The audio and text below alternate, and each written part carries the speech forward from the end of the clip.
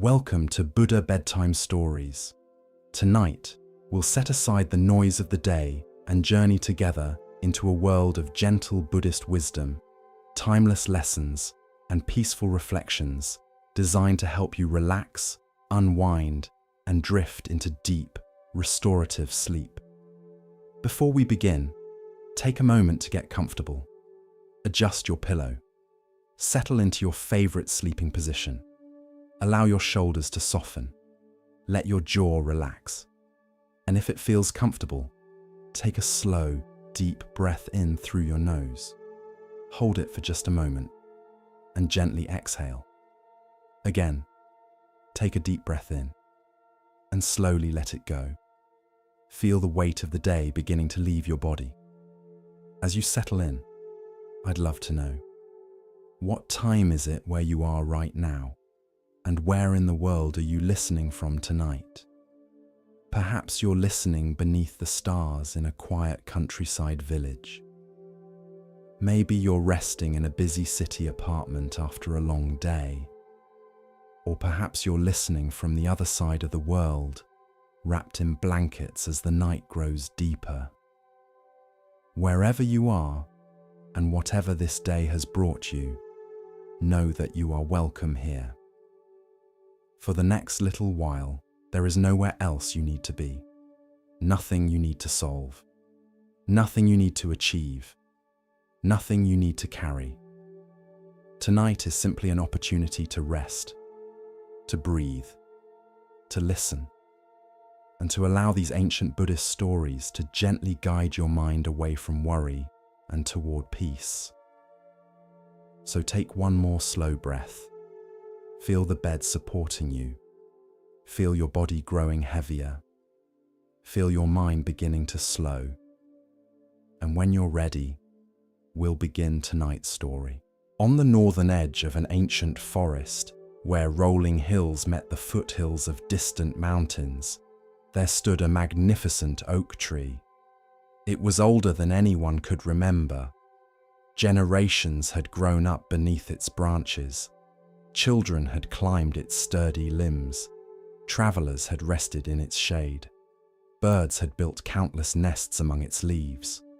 The villagers often said that the tree seemed eternal. It had survived storms, droughts, harsh winters, and scorching summers. Year after year, it remained steady, strong, reliable. To many people, it appeared unchanging. Yet the tree knew a secret. Every year, it had to let go. Among the villagers lived a young man named Daiichi.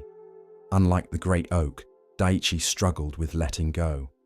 He held tightly to almost everything: old disappointments, past mistakes, broken friendships, lost opportunities.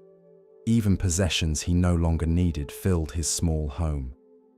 He kept old clothes he never wore, letters he never read, objects he never used. Every item seemed connected to a memory. Every memory felt impossible to release.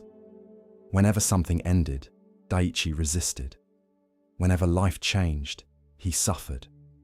Deep down, he believed that holding on would somehow protect him. Yet the opposite seemed true. The more tightly he clung to things, the heavier his life became. One autumn afternoon, after another day spent worrying about the past, Daiichi wandered into the forest. The air was cool, the sunlight softer than summer. Leaves drifted lazily through the sky. Gold, amber, crimson. The entire forest seemed painted with color. Eventually he reached the great oak. Its enormous branches stretched overhead. Thousands of leaves still covered the tree, yet many had already begun to fall. Daiichi sat beneath it. For a while he simply watched. A breeze moved through the branches. Several leaves detached and floated downward. None seemed to resist. None appeared afraid. They simply released their grip and drifted gently toward the earth. As he watched, an elderly monk approached along the forest path. Daiichi recognized him immediately. It was Venerable Soren, a teacher who occasionally visited the village. The monk smiled and sat beside him. Neither spoke for several minutes. The forest seemed to encourage silence. Finally, Soren asked, "What brings you here today?" Daiichi sighed. "My mind." The old monk nodded. "A familiar visitor." The young man laughed softly. Then he told the monk about his struggles, the regrets he could not forget, the relationships he could not move beyond, the memories he constantly replayed, the future he wished had happened. When he finished, the monk looked up at the oak tree. Then he asked, "Do you think the tree is sad about its leaves?" Daiichi frowned. "What?" The monk pointed upward. "The leaves. Do you think the tree mourns everyone that falls?" Daiichi looked at the branches. "I don't know." Soren smiled. "Then perhaps we should watch." So they sat together beneath the oak. The afternoon slowly unfolded. The wind came and went. Leaves continued falling.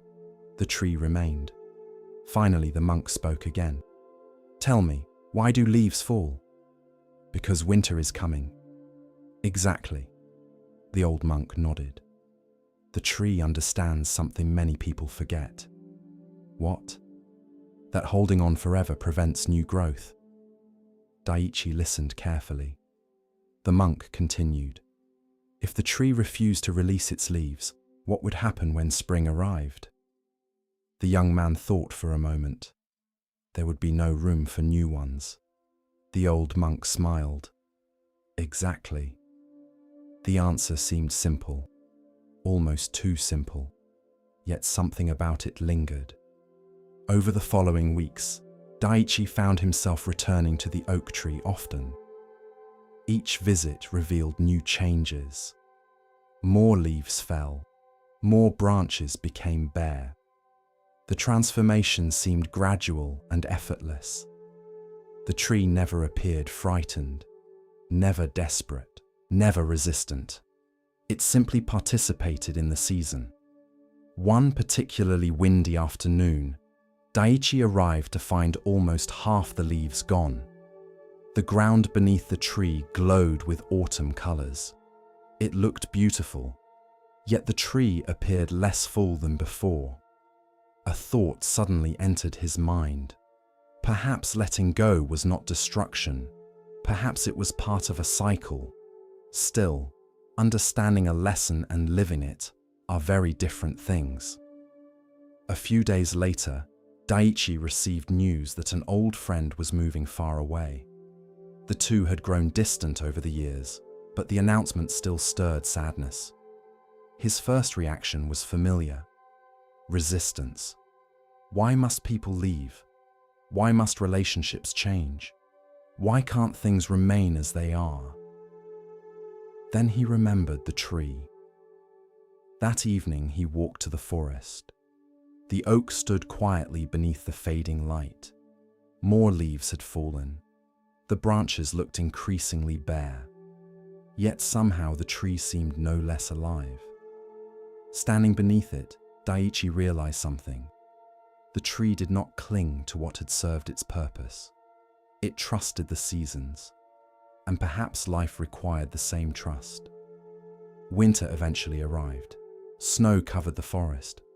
The great oak stood completely bare. No leaves remained. At first glance, it looked almost lifeless. Many travelers passing through the forest assumed it was dead, but it was not. Beneath the surface, unseen processes continued. The roots remained alive. The trunk remained strong. The tree was preparing. Waiting, trusting. One morning, Daiichi visited after a fresh snowfall. The world was silent. Snow covered every branch. The forest seemed asleep. As he stood there, he realized how much the tree had taught him. The oak no longer looked empty. It looked patient. There was a difference. Months passed. Winter slowly loosened its grip. The snow melted. The days grew longer. Birds returned. The air softened. And then, one morning, Daiichi noticed something remarkable. Tiny green buds had appeared along the branches, small, fragile, almost invisible, yet unmistakably alive. A few weeks later, fresh leaves emerged. New life where old life had once been. The cycle continued. Not because the tree fought change, but because it accepted it.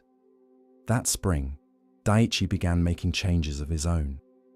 He sorted through possessions he had kept for years. Some he donated, some he gave away, some he simply released. At first it felt uncomfortable, then surprisingly freeing. He also began letting go of old resentments, not all at once, slowly, patiently, like leaves falling one by one. Some memories still hurt, some losses still saddened him, but he no longer carried them quite so tightly.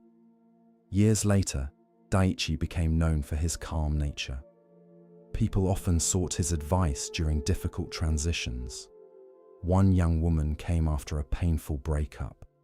An elderly man came after retirement. A merchant came after losing his business. Each wanted the same thing: a way to avoid change, a way to keep life exactly as it had been. Rather than giving immediate answers, Daiichi often invited them to walk into the forest. There, beneath the great oak, he would ask, "What season is the tree in?" The question often confused them. At first, then gradually they understood. Life contains seasons. Some seasons bring growth, others bring endings. Some bring abundance, others require release. No season lasts forever. That is both the challenge and the gift. As an old man, Daiichi continued visiting the oak. One autumn evening, many decades after his first conversation with Venerable Soren, he sat beneath the tree once again. Leaves drifted gently around him. The setting sun painted the forest gold. He watched a single leaf detach from a branch high above.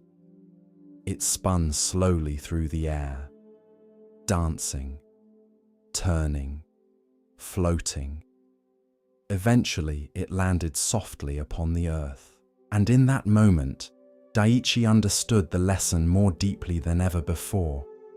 The leaf did not fail. The tree did not lose. Nothing had gone wrong. The leaf had simply completed its time. Its journey continued in another form. The earth would receive it. The soil would nourish future growth. Nothing was wasted. Nothing was truly separate. The same was true of so many things in life: relationships, dreams, chapters, roles, possessions, even certain versions of ourselves. Not everything is meant to remain forever. Some things arrive to teach us. Some arrive to comfort us. Some arrive to transform us. And then they leave. Not because they lacked value, but because their purpose has been fulfilled. The oak understood this. The seasons understood this. Nature understood this. Perhaps wisdom was simply learning to understand it too. As twilight settled over the forest, Daiichi closed his eyes and listened to the wind moving through the branches. The sound was gentle, peaceful, almost like a whisper. And if the wind could speak, it might have said, "Do not fear letting go. The tree does not mourn every leaf. It trusts the spring that has not yet arrived.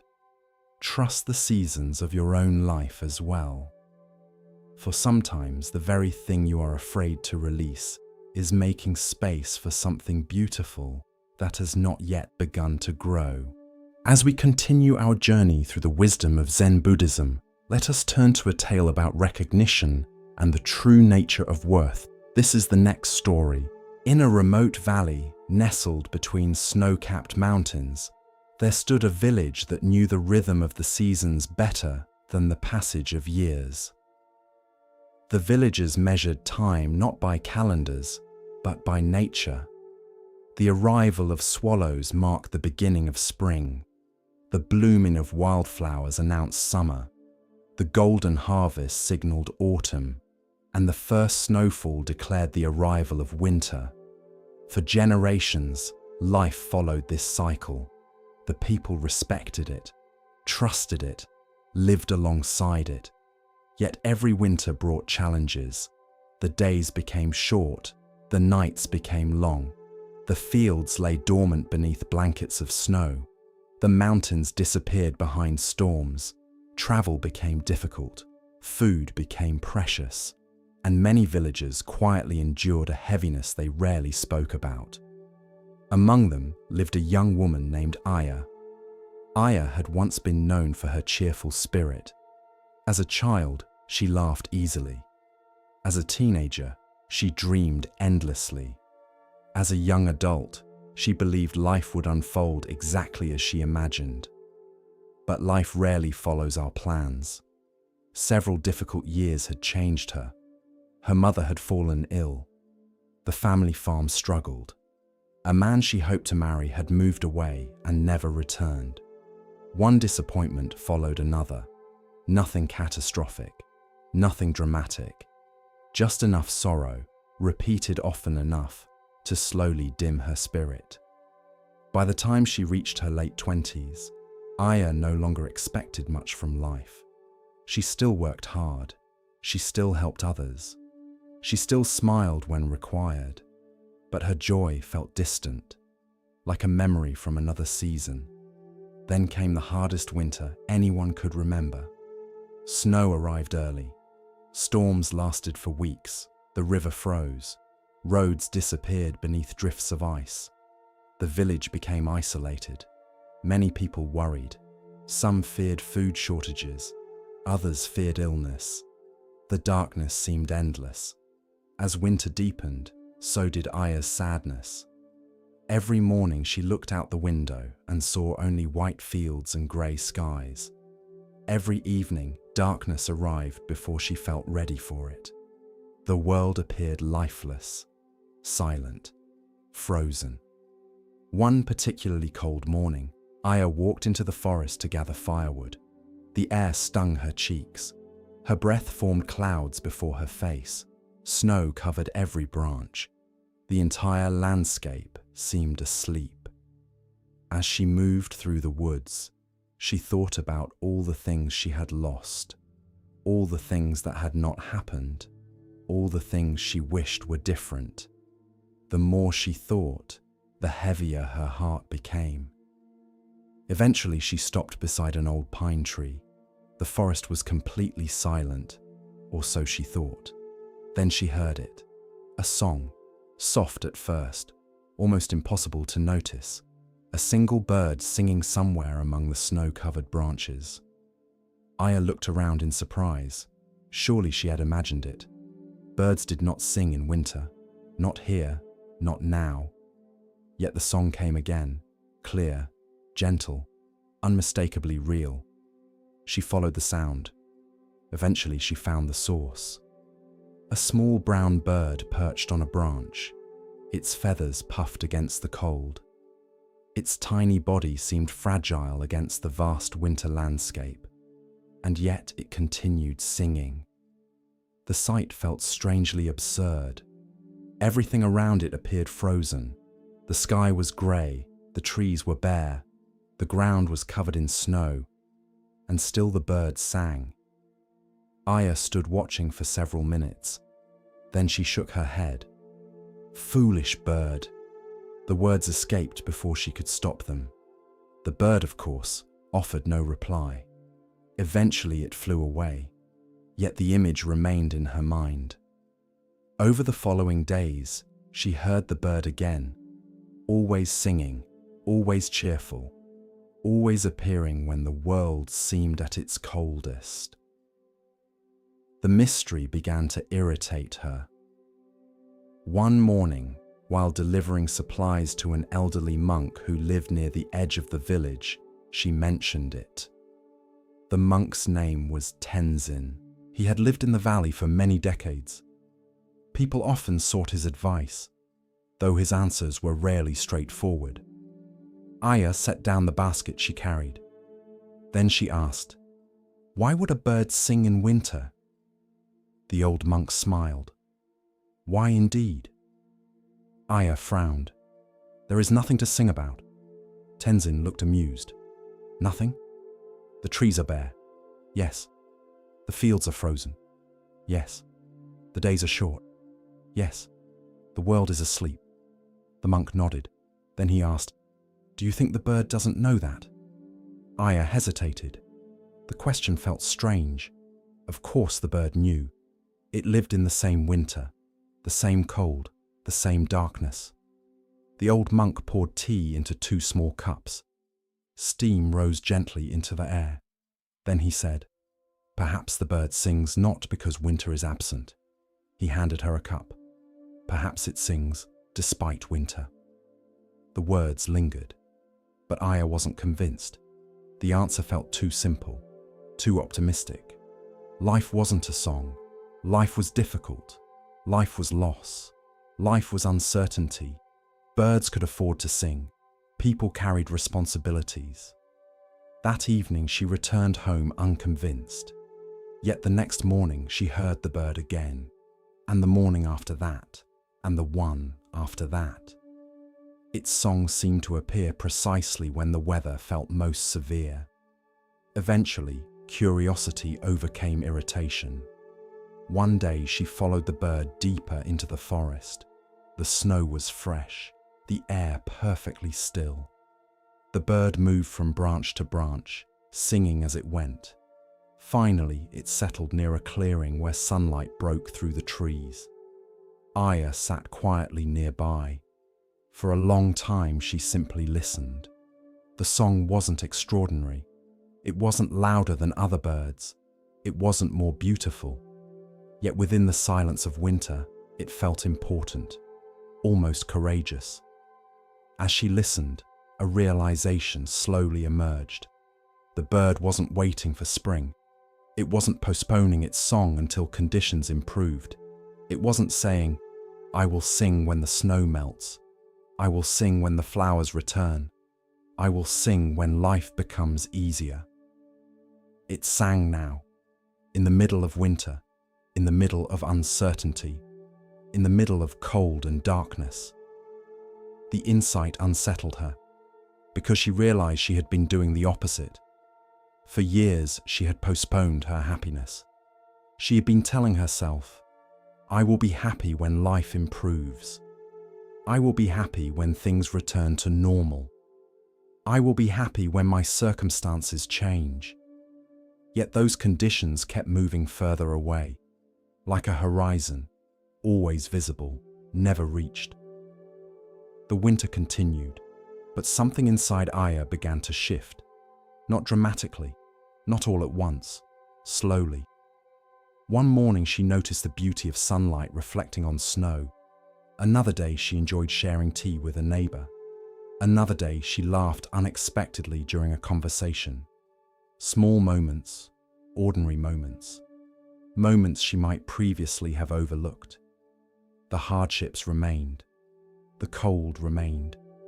The uncertainty remained. Yet she discovered that joy and difficulty could exist together. One did not have to wait for the other to disappear. Several weeks later, a fierce storm struck the valley, the worst of the season. Wind howled through the mountains. Snow piled against doors. Many villagers stayed indoors for days. When the storm finally passed, Aya walked into the forest once more. The landscape looked transformed. Branches had fallen. Paths had disappeared. Everything seemed buried beneath fresh snow.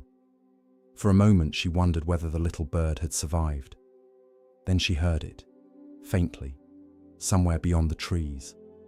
The same song, the same steady melody, the same quiet courage. And for the first time, Aya smiled before hearing the entire song. Years passed. The difficult winter eventually ended. Spring returned, as it always does. Snow melted. Streams flowed once more. Flowers appeared. Birds filled the forests. Yet Aya never forgot the lesson. because she realized the bird had never truly been teaching her about winter. It had been teaching her about life. Every life contains winters, periods of loss, periods of uncertainty, periods when joy feels distant, periods when the future appears hidden. Many people spend those seasons waiting for life to improve before allowing themselves to live fully, waiting for perfect conditions before allowing themselves to hope, waiting for spring before allowing themselves to sing. But the little bird had shown another way. One autumn evening, many years later, a young villager came seeking Aya's advice. The young woman had recently suffered several disappointments. Nothing seemed to be going according to plan. "I feel stuck," she admitted. "I keep waiting for things to get better." Aya listened quietly. Then she smiled. "Let me tell you about a bird." The young woman looked confused, but Aya continued. She told the story of the hardest winter, the silent forest, the tiny bird, the unexpected song. When she finished, the young woman sat quietly for a long time. Then she asked, "So, what was the lesson?" Aya looked toward the mountains. The evening sky glowed softly above them. Then she answered, "The bird never waited for spring to begin singing." Silence followed. Then understanding slowly appeared on the young woman's face. Years later, long after Aya herself had grown old, people in the valley still told the story. Children learned it. Travelers carried it to distant places. And every winter, whenever someone heard a bird singing unexpectedly among the snow-covered trees, they remembered. Life will always contain winters. No one escapes them. Loss comes, change comes, disappointment comes. But joy does not belong only to spring. Peace does not belong only to easy seasons. Hope does not belong only to those whose lives are perfect. Sometimes the bravest thing we can do is sing anyway. Not because winter isn't real, not because suffering doesn't exist, but because the heart is capable of holding both sorrow and beauty at the same time. And perhaps that is the lesson of the bird. Do not wait for life to become perfect before allowing yourself to live. Do not wait for every problem to disappear before allowing yourself to smile. Do not wait for spring before allowing yourself to sing. The snow may still fall. The winds may still blow. The nights may still be long. Yet somewhere within you, a song remains. And if a small bird can find its voice in the middle of winter, perhaps we can too. As we move deeper into the quiet teachings of Zen, we come to a story about seeing clearly and understanding true value. Listen carefully to the next story. Professor Daiichi was one of the most educated men in the kingdom. His reputation stretched far beyond the city where he taught.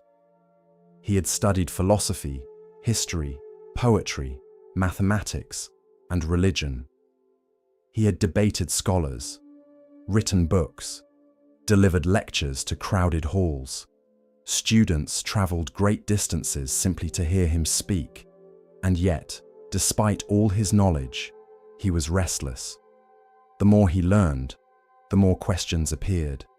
The more books he read, the more uncertain he became. At first, he believed the answer was more knowledge, so he read more, studied more, collected more ideas, filled more notebooks. But the feeling remained, a quiet dissatisfaction, a sense that something important was still missing. One spring morning, while visiting a neighboring province, Daiichi heard rumors of an elderly Zen monk who lived alone in the mountains. People spoke of the monk's unusual wisdom. They said travelers often arrived seeking answers and departed strangely transformed. The stories intrigued the professor, not because he believed them, because he doubted them. Surely whatever wisdom this monk possessed could be explained, analyzed, and compared with existing philosophical traditions. Curious, he decided to visit. The journey took most of a day. The monk's hermitage stood high among cedar trees overlooking a valley. It was remarkably simple. A small wooden building, a stone path, a garden, a single wind chime hanging near the entrance. Nothing about it suggested extraordinary wisdom. The professor felt slightly disappointed. An old monk opened the door. His robe was plain, his face weathered, his eyes calm. He bowed. "Welcome." Daiichi returned the bow. "I am Professor Daiichi." The monk smiled. "I know." This surprised him. "You do? Several people mentioned you might come." The monk stepped aside. "Please enter." Inside, the room contained very little. A low table, 2 cushions, a small shelf holding several worn books, a kettle warming over a charcoal fire. Nothing more. The simplicity felt almost uncomfortable. Daiichi was accustomed to libraries, stacks of manuscripts, rooms filled with information. This place felt empty. The monk gestured toward a cushion. They sat. For a while, neither spoke. Finally, the professor cleared his throat. "I have spent many years studying wisdom traditions." The monk nodded. "I have examined countless teachings." Another nod. "I have explored questions concerning suffering, meaning, and enlightenment." The monk smiled gently. "That is wonderful." Encouraged, Daiichi continued. He spoke about philosophy, religion, meditation, ethics, consciousness, the nature of reality, the limitations of language, theories from different schools of thought. Hours seemed to pass. Whenever he finished explaining one idea, another followed. The monk listened quietly, never interrupting, never arguing, never correcting. Eventually, Daiichi paused. Surely now the monk would offer his own insights. Instead, the old man asked, "Would you like some tea?" The professor felt slightly disappointed. After such an impressive discussion, tea seemed unrelated. Nevertheless, he nodded. "Yes." The monk rose, placed 2 cups on the table, then began pouring tea. The first cup filled steadily. The tea reached the rim. Then the monk continued pouring. The professor blinked. Tea spilled over the edge, onto the table, onto the floor. Still the monk poured. At last, Daiichi could no longer remain silent. "Stop!" The monk looked up. "The cup is full." Tea continued dripping from the table. "It cannot hold any more." The old monk placed the kettle down, then smiled. "Exactly." Silence filled the room. The professor stared at the overflowing cup. Slowly, painfully slowly, understanding began to appear. The monk's voice remained soft. "You have come seeking wisdom." Daiichi said nothing. "But your cup is already full." The words struck harder than any criticism, because they were true. The monk continued. "You arrive carrying conclusions, opinions, theories, certainties, comparisons." He pointed toward the overflowing cup. "How can something new enter if there is no space?" For the first time since arriving, the professor had no response. The afternoon sunlight filtered through the windows. The wind chime outside moved softly in the breeze. The old monk poured fresh tea into a clean cup. This time he stopped before it overflowed. Then he handed it to Daiichi. The professor accepted it quietly. Over the following days, he remained at the hermitage. At first, he expected lessons, teachings, discussions. Instead, the monk assigned simple tasks: sweeping leaves, carrying water, working in the garden, preparing meals. The simplicity frustrated him. One morning, while pulling weeds, he finally asked, When will the teaching begin? The monk looked surprised. It already has. Daiichi frowned. How is this philosophy? The old man smiled. Must wisdom always arrive through words? The professor had spent his entire life believing it did. Several days later, they worked together in the garden. The monk spent nearly 20 minutes observing a flower, not analyzing it, not categorizing it, simply observing. Eventually, Daiichi asked, "What are you doing?" The monk replied, "Seeing." The answer seemed absurd. Anyone can see a flower. The old man nodded. Many people look.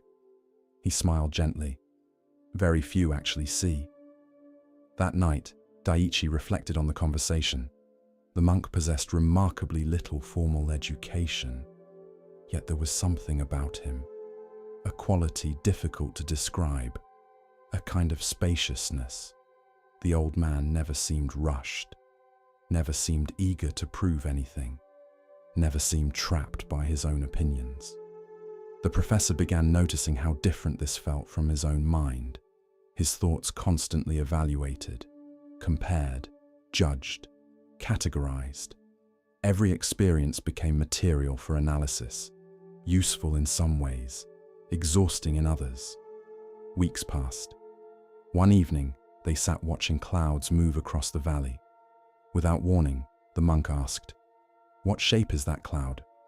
The professor immediately answered, "A dragon." The monk nodded. A few moments later, he asked, "And now?" The cloud had shifted. "A horse." The monk smiled. "Interesting." Then they sat silently. Eventually, the old man spoke. "The cloud never became a dragon. It never became a horse.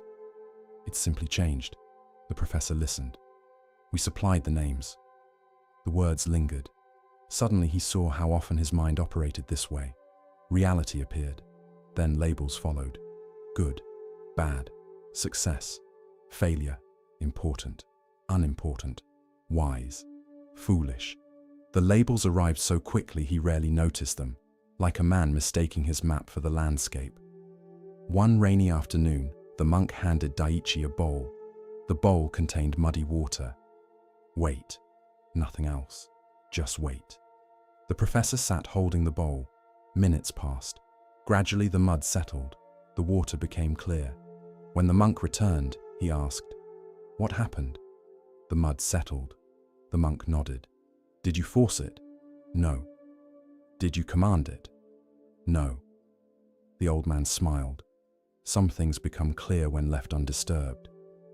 The lesson landed deeply. For years, Daiichi had attacked every question aggressively, thinking harder, analyzing more, studying longer. Yet perhaps some forms of understanding emerged only when the mind became still. Months passed. The professor changed in ways difficult to measure. He did not become less intelligent. He did not abandon learning. He did not stop reading. Instead, something softened. He became more curious, less certain, more willing to listen, less eager to prove. One morning, shortly before his departure, he asked the monk, "What is the most important thing you have taught me?" The old man considered carefully. Then he answered, "Nothing." Daiichi laughed. "Nothing?" The monk nodded. "I simply helped you empty the cup a little." The professor smiled, because now he understood. Wisdom was not merely collecting ideas, it was creating space for understanding. Knowledge filled shelves. Wisdom required openness. Knowledge accumulated. Wisdom listened. Knowledge often said, "I already know." Wisdom asked, "What am I missing?" On the day he left, the monk walked with him to the edge of the mountain path. The valley stretched below them. Birds moved through the morning sky. The world felt larger than it once had. Not because new information had been added, because space had been created. Before departing, Daiichi bowed deeply. "How will I know if my cup is becoming full again?" The old monk smiled. You will start believing you already understand everything. The professor laughed. Then he began the journey home.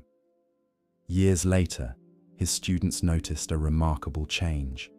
The famous scholar still taught, still wrote, still studied. Yet now he listened more than he spoke, asked more questions than answers. And whenever a student became overly confident in their own knowledge, Daiichi would quietly serve tea, then tell a story about a cup, a kettle, and a mountain monk, because perhaps the greatest obstacle to wisdom is not ignorance. It is the belief that we already know. A full cup cannot receive. A closed hand cannot accept a gift. A certain mind cannot discover anything new. The Buddha often encouraged beginner's mind, a mind willing to see clearly rather than merely confirm what it already believes. Such a mind remains fresh, curious, flexible, alive. So when life offers a lesson, ask yourself, is there room in the cup, or has certainty already filled it? For sometimes the first step toward wisdom is not learning something new. It is creating enough emptiness for understanding to enter. No one admired the pond. Visitors admired the mountains. They admired the waterfalls. They admired the ancient temple that stood on the hillside overlooking the valley. But the pond received little attention. It sat beyond the temple gardens, hidden behind a grove of willow trees. The water appeared dark, still, murky. Thick mud covered the bottom. In summer, insects hovered above its surface. In autumn, fallen leaves collected along its edges. To most people, it looked unimpressive. Some even considered it ugly. The monks rarely disagreed. They simply smiled, because they knew something the visitors did not. Every spring, the pond transformed. From the dark water emerged lotus flowers, pure white, soft pink, brilliant and beautiful. Their petals seemed untouched by the mud below. Visitors often gathered to admire them. Many wondered how something so beautiful could emerge from such murky water. The monks understood. That was precisely the lesson. Among the novices living at the temple was a young monk named Kenta. Kenta had not always imagined becoming a monk. As a child, he dreamed of many things: traveling, studying, building a successful life, perhaps even becoming a famous scholar. Then life changed. His father died unexpectedly. His family's financial situation collapsed. Several relatives argued bitterly over inheritance. Friends drifted away. The future he imagined disappeared. By the age of 19, Kenta felt broken, lost, directionless. The monastery offered refuge, food, shelter, silence. Most importantly, distance from the chaos he carried inside. Yet even after entering monastic life, peace did not arrive. His body sat in the temple. His mind remained trapped in the past. Every day, he compared his life to the life he believed he should have lived. Every day, he replayed disappointments. Every day, he asked the same question: why did this happen to me? Other novices seemed happier, more stable, more focused. Kenta felt damaged. One spring morning, after a particularly difficult meditation session, he walked alone through the temple grounds. The sky was grey. Rain threatened. His thoughts felt heavy. Eventually, he found himself standing beside the pond. The water looked especially dark that morning. Mud churned near the surface after several days of rain. The sight matched his mood perfectly. Ugly, he muttered. An elderly monk standing nearby heard him. His name was Master Gen, the oldest monk in the monastery. He smiled. The pond? Kenta nodded. Look at it. The old monk stepped closer. What do you see? Mud. What else? Dirty water. The old monk nodded. then pointed toward a single lotus bud emerging from the surface. "What about that?" Kenta glanced at it. The flower had not yet opened. "It isn't blooming yet." Master Jen smiled. "Neither are you." The young monk frowned. The answer irritated him. He had come seeking understanding, not riddles. The old monk seemed unconcerned. He simply walked away, leaving Kenta alone with the pond. Over the following weeks, spring deepened. The lotus bud slowly opened. Then another, then another. Soon, dozens of flowers covered parts of the pond. Visitors arrived to admire them. Many took long walks just to see the blossoms. Kenta found himself returning frequently, not because he loved flowers, because he couldn't stop thinking about the old monk's words. "Neither are you." One afternoon, while helping in the garden, he finally asked Master Jen directly, "What did you mean?" The old monk continued trimming a shrub. "The lotus. What about it?" "It grows from mud." Kenta nodded. "I know." The monk smiled. "Most people stop there." The young novice waited. The old monk continued. "The flower does not grow despite the mud. It grows because of it." Silence followed. Kenta frowned. The statement felt important, yet he didn't fully understand it. That evening, he sat beside the pond long after sunset. The lotus flowers rested silently upon the water. He thought about his life, his father's death, the financial struggles, the loneliness, the disappointments, all the experiences he wished had never happened. Mud, years of mud. The realization felt uncomfortable, because if Master Jen was correct, perhaps he had been viewing his life incorrectly. Several days later, another lesson arrived. A wealthy merchant visited the monastery. The man possessed everything Kenta once desired: fine clothing, influence, money, status. The novice found himself immediately jealous. For several days he observed the visitor. Then something surprising happened. The merchant requested a private conversation with the abbot. Afterward, rumors spread. The man was deeply unhappy. His marriage was failing. His children barely spoke to him. He suffered from constant anxiety. The wealth that appeared so attractive from a distance had not protected him from suffering. The realization unsettled Kenta. Pain, it seemed, visited everyone. Different forms, different circumstances, the same human experience. Several weeks later, Master Jen assigned him an unusual task. Each morning, Kenta was instructed to care for the lotus pond, removing debris, monitoring water levels, protecting the flowers from damage. At first, he considered the work boring. Then something changed. Day after day, he observed the flowers closely. He noticed how slowly they grew, how they pushed upward through murky water, how storms bent them without destroying them, how some blooms opened beautifully while others struggled. The pond became a teacher. One morning, he discovered a lotus flower damaged by insects. Several petals were torn. The blossom would never look perfect. His first instinct was disappointment. Then he paused. Despite the damage, the flower remained beautiful, not because it was flawless, because it was alive. The insight lingered. Months passed. Summer arrived. Kenta continued practicing, meditating, working, studying. Yet something subtle had shifted. His relationship with suffering began changing.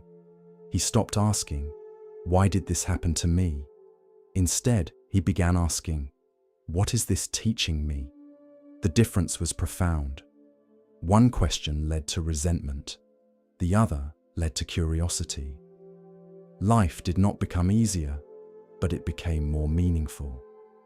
Several years later, a severe drought struck the region. The temple suffered along with everyone else. Water became scarce, gardens withered, crops struggled. Even the lotus pond shrank noticeably. Many monks worried. Some feared the flowers would disappear entirely. Yet when the following spring arrived, something remarkable happened. The lotus blossoms returned, fewer than before, but stronger. Their roots had survived beneath the surface, waiting patiently. Kenta stood beside the pond watching them emerge. Suddenly, he understood something he had been slowly learning for years. Resilience is often invisible. People assume strength looks dramatic, powerful, obvious. But real resilience often looks quiet.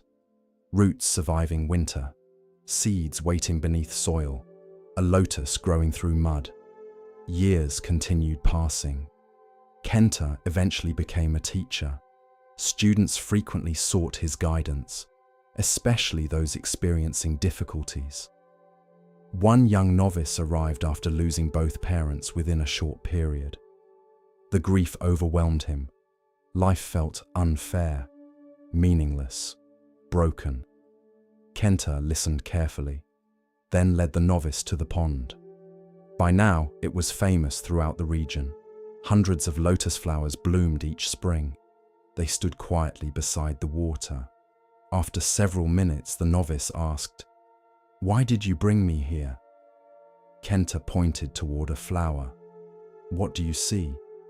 "A lotus." "What else?" The young man shrugged. "Nothing."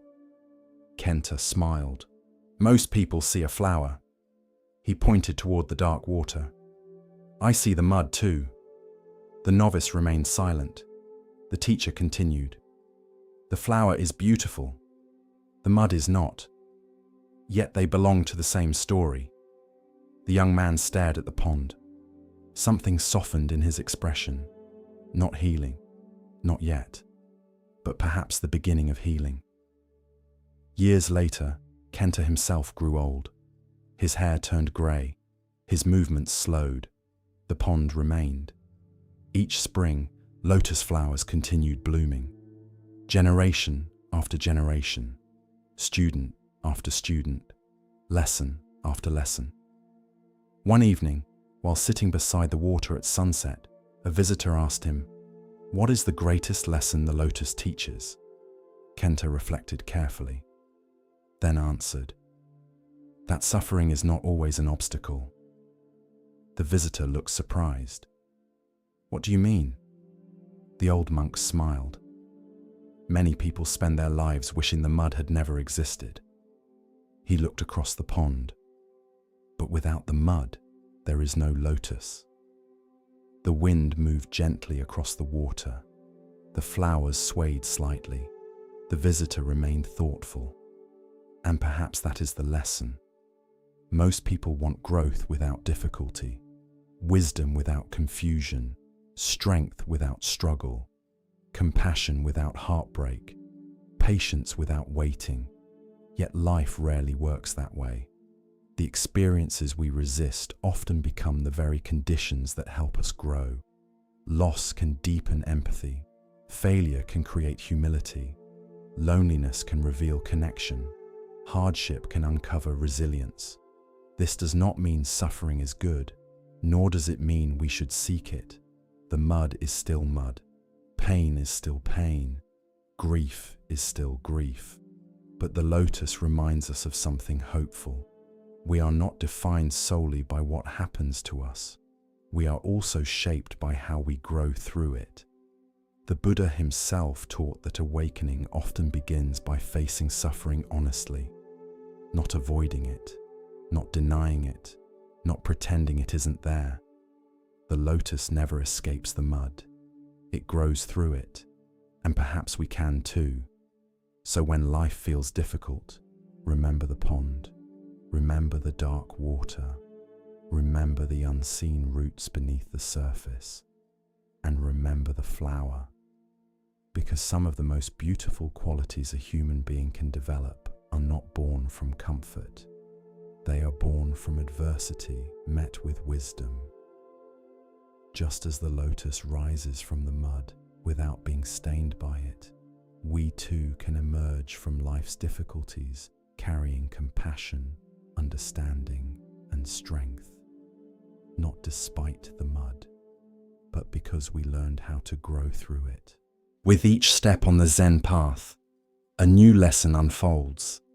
Now we turn to a story about recognition, of self, of others, and of what truly matters.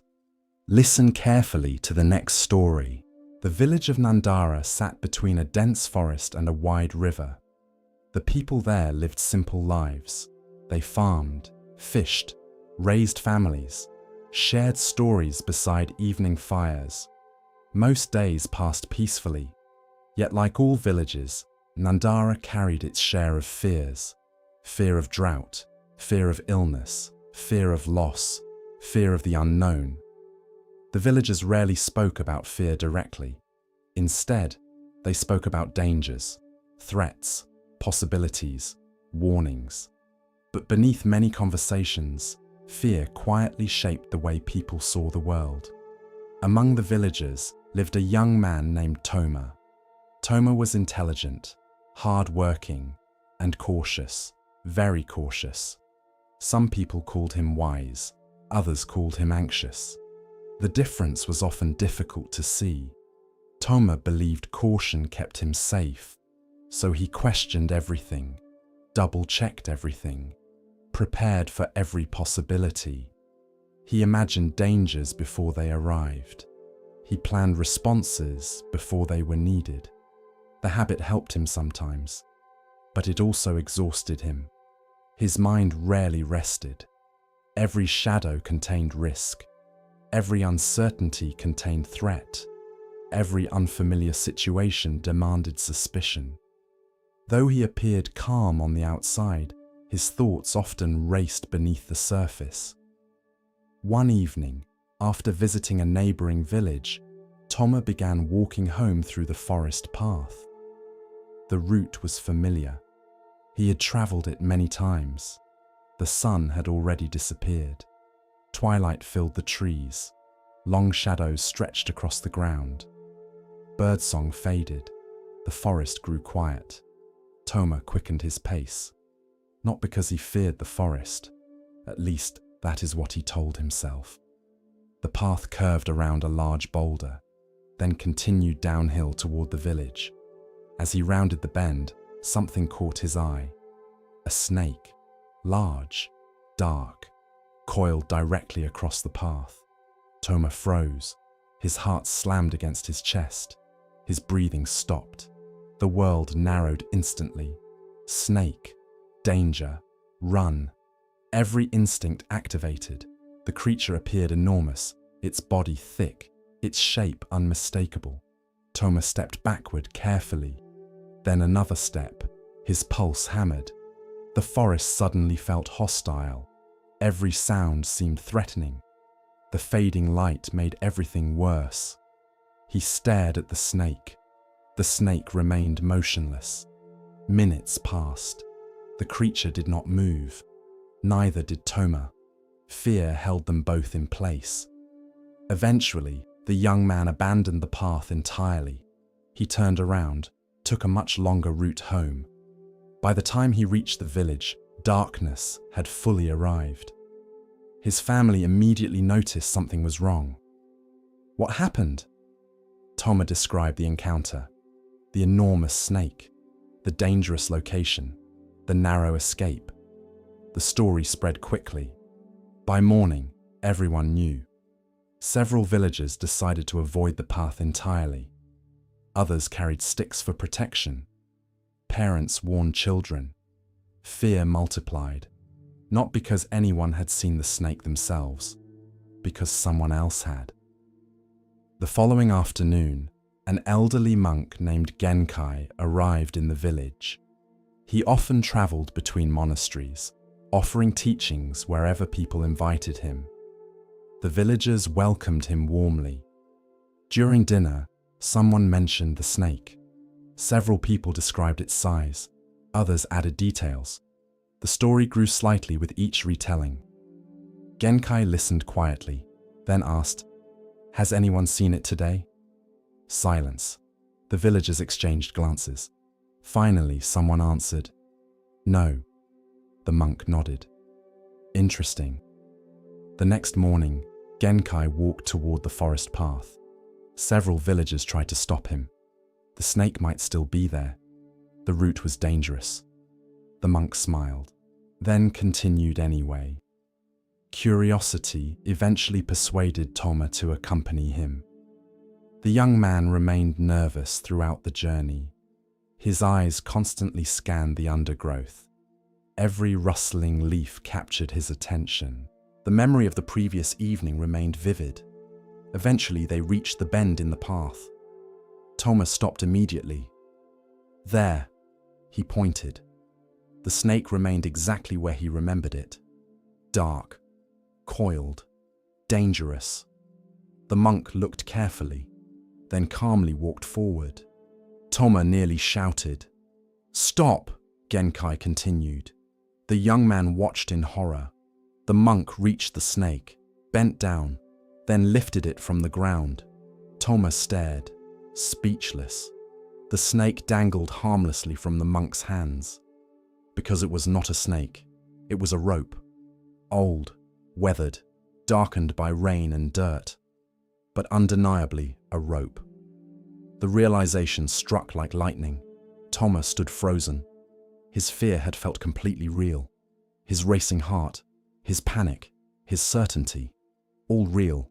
Yet the snake never existed. Only the rope existed. The monk smiled gently.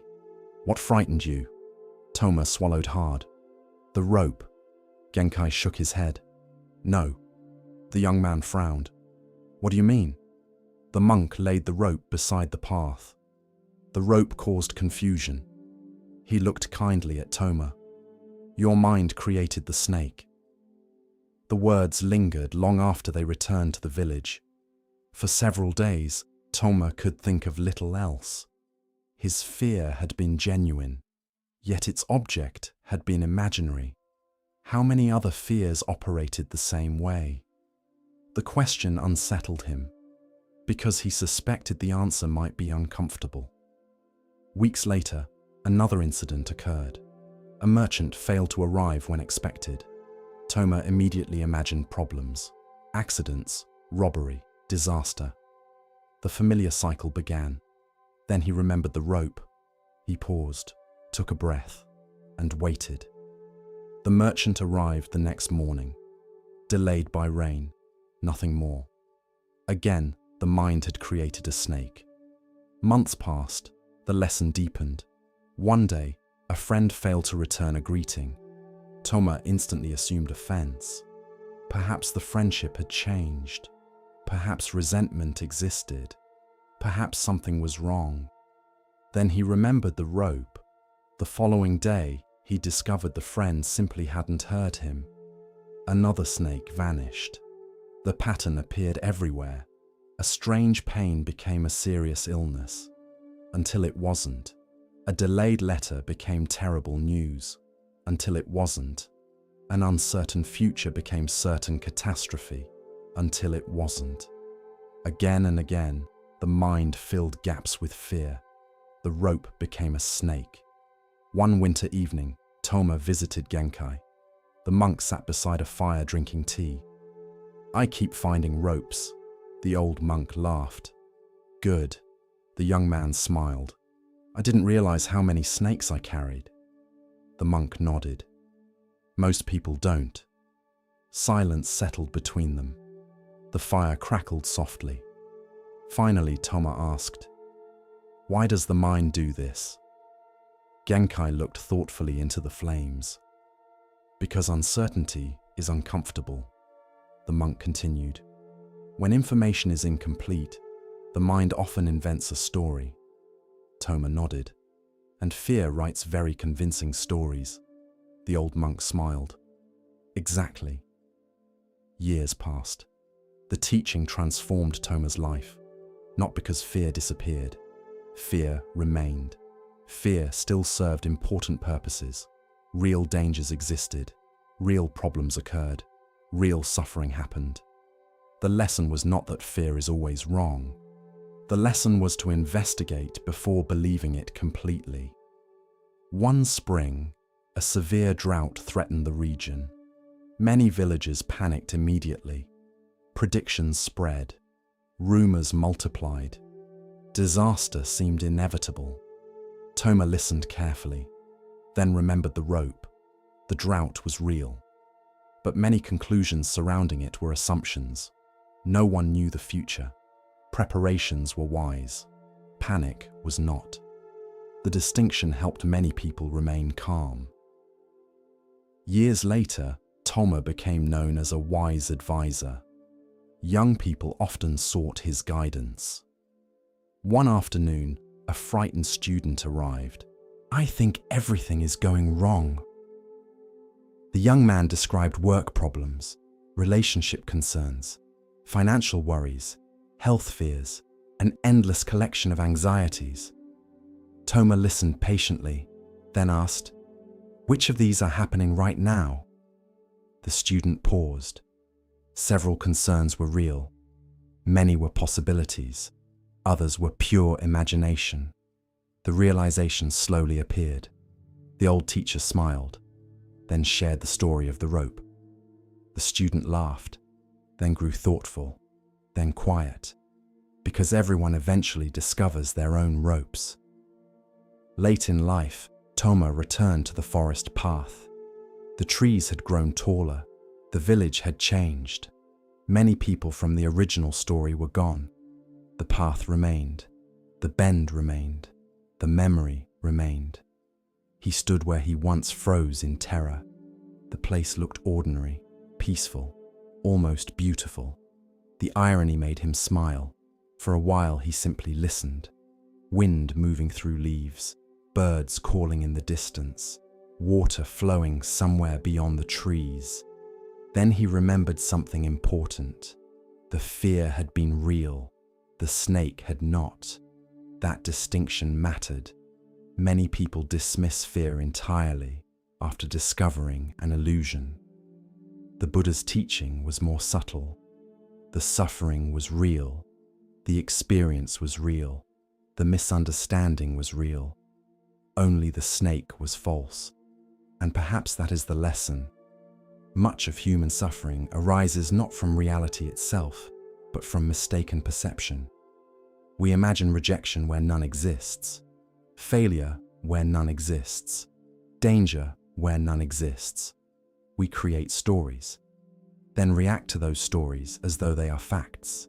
The rope becomes a snake, the shadow becomes a threat, the uncertainty becomes a catastrophe. Wisdom does not require eliminating fear. Wisdom requires seeing clearly, looking again, investigating, questioning assumptions. The Buddha often taught that clear seeing dissolves many forms of suffering naturally, not through force, not through denial, through understanding. The rope remains a rope, the snake disappears, and with it, much unnecessary fear. So the next time anxiety appears, pause. Look carefully. Ask yourself, what do I actually know? What am I assuming? What is the rope? What is the snake? Because sometimes the thing that frightens us most exists only in the darkness of misunderstanding. And a little light changes everything. As our exploration of Zen Buddhism deepens, let us listen to a story that reveals how true worth is often overlooked. Here starts the next story. The sea had fed the village for generations. Every morning before sunrise, while the sky was still dark blue and the stars had not yet faded, the fishermen of Minato carried their nets to the shore. They pushed their boats into the water. They listened to the waves. They checked the wind. Then, one by one, they rowed out into the open sea. Some days, the sea was generous. The boats returned low in the water, heavy with fish. Children ran along the shore laughing. Women prepared baskets. Merchants counted coins. Families ate well. Other days, the sea gave very little. A few small fish, a torn net, an aching back, a long silence. But the villagers understood something important. The sea could be worked with. It could be respected. It could be learned from. But it could never be owned. Among the fishermen lived a man named Daisuke. When Daisuke was young, he was known for his bright spirit. He was not the richest fisherman. He did not own the largest boat. His nets were patched in several places. His house was small, yet he seemed deeply happy. If he returned with 10 fish, he smiled. If he returned with 3, he smiled. If a storm forced him to stay home, he helped repair boats or drank tea with the elders near the harbour.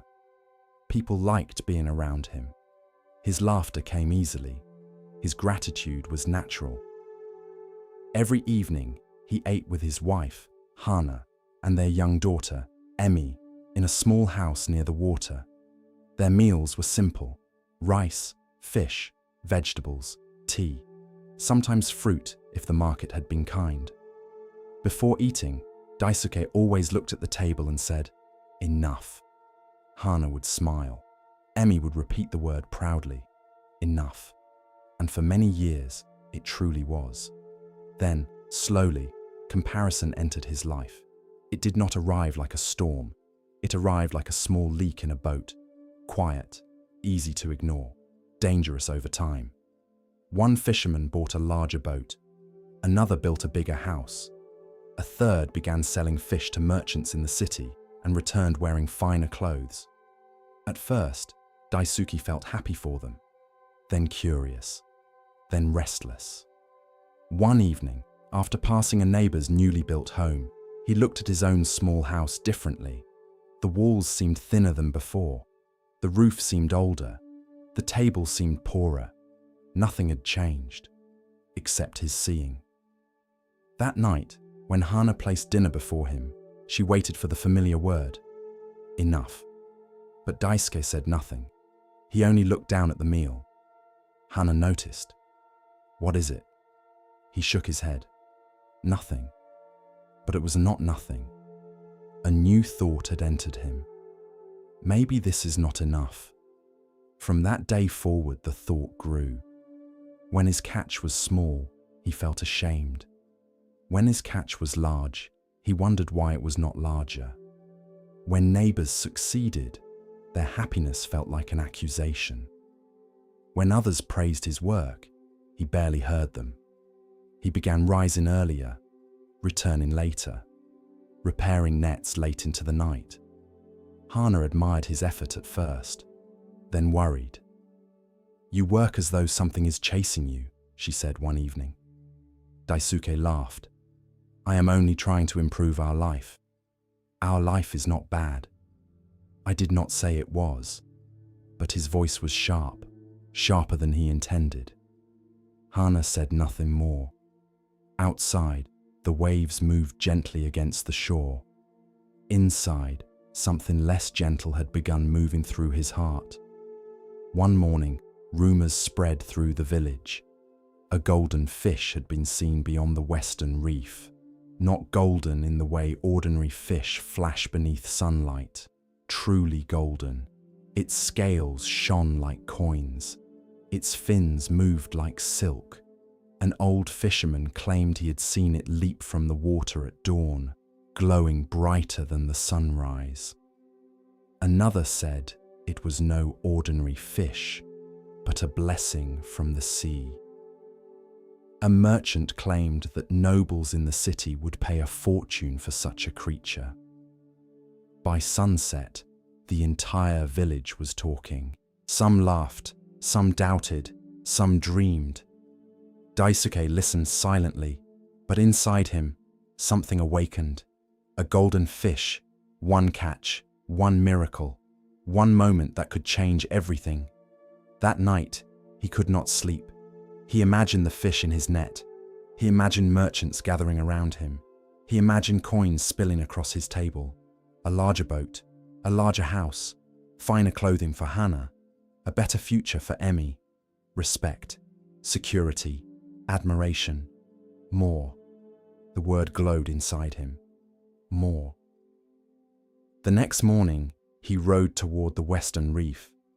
He told Hannah he was simply trying a new fishing area, but he knew the truth.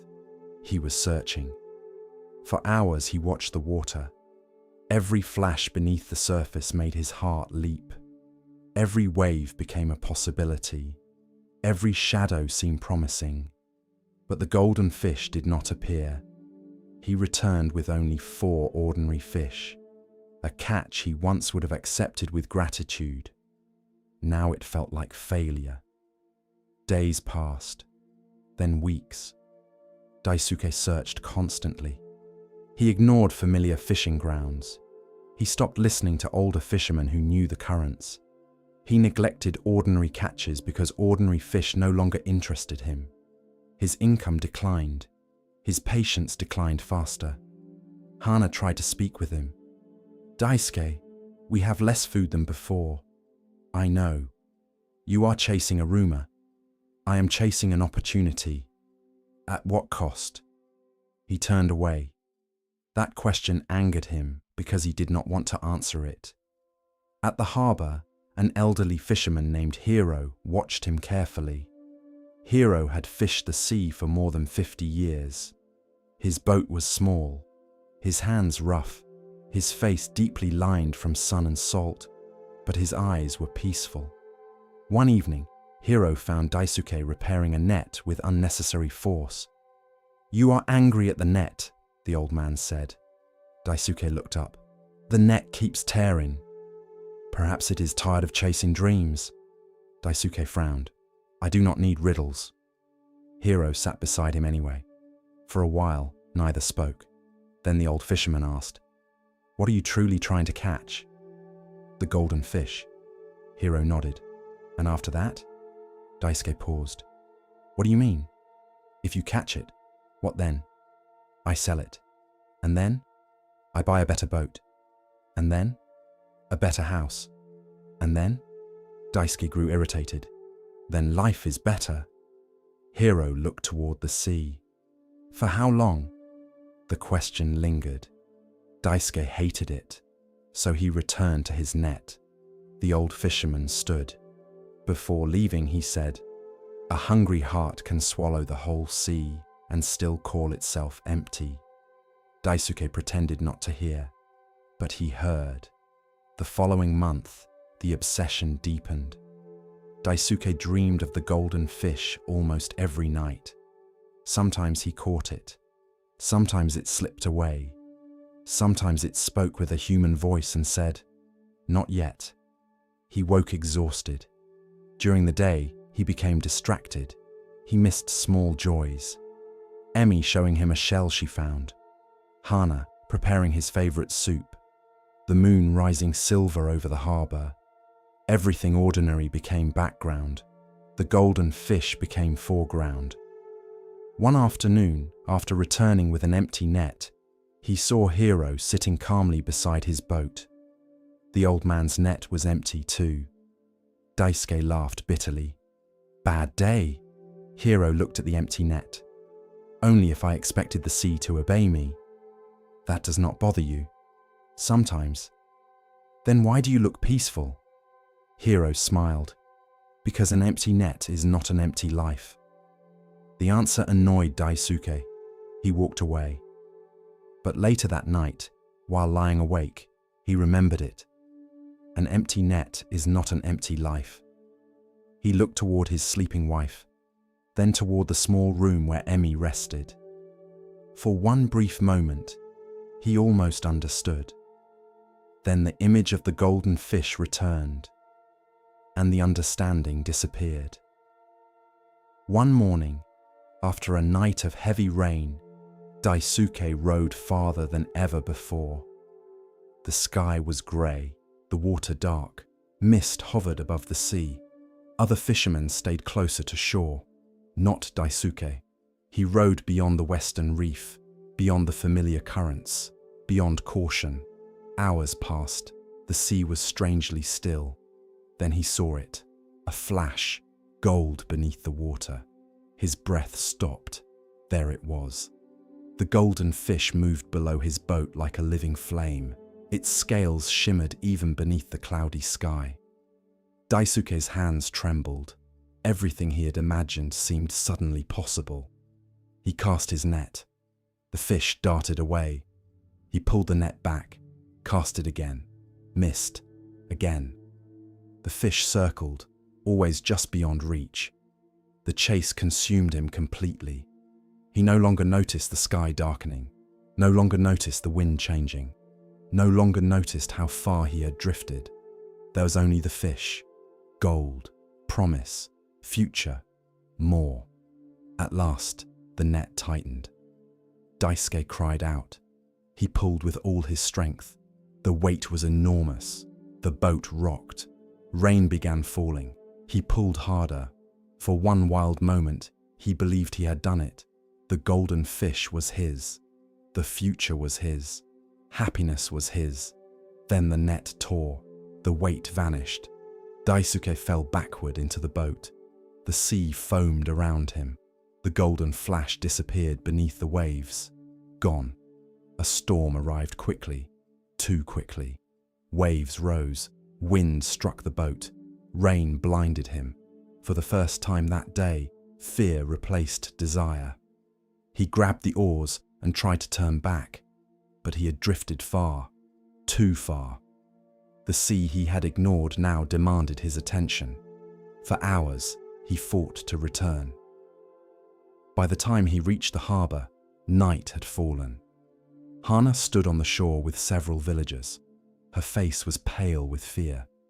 Emi clung to her robe. When Daisuke stepped from the boat, soaked and shaking, Hana ran to him. For a moment, he expected anger. Instead, she embraced him. "You came back," she whispered. Something broke inside him. Not loudly, not dramatically, quietly. Because for one moment he saw clearly. He had almost traded this embrace for a fish. That night, he sat awake beside the cold hearth. His body ached. His hands were cut from the ropes. His net was ruined. His catch was gone. The golden fish was gone. But the worst part was not the loss. It was the realization. He had been losing long before the storm. Losing meals, losing laughter, losing peace, losing the ability to say enough. The next morning, he carried his torn net to Hiro.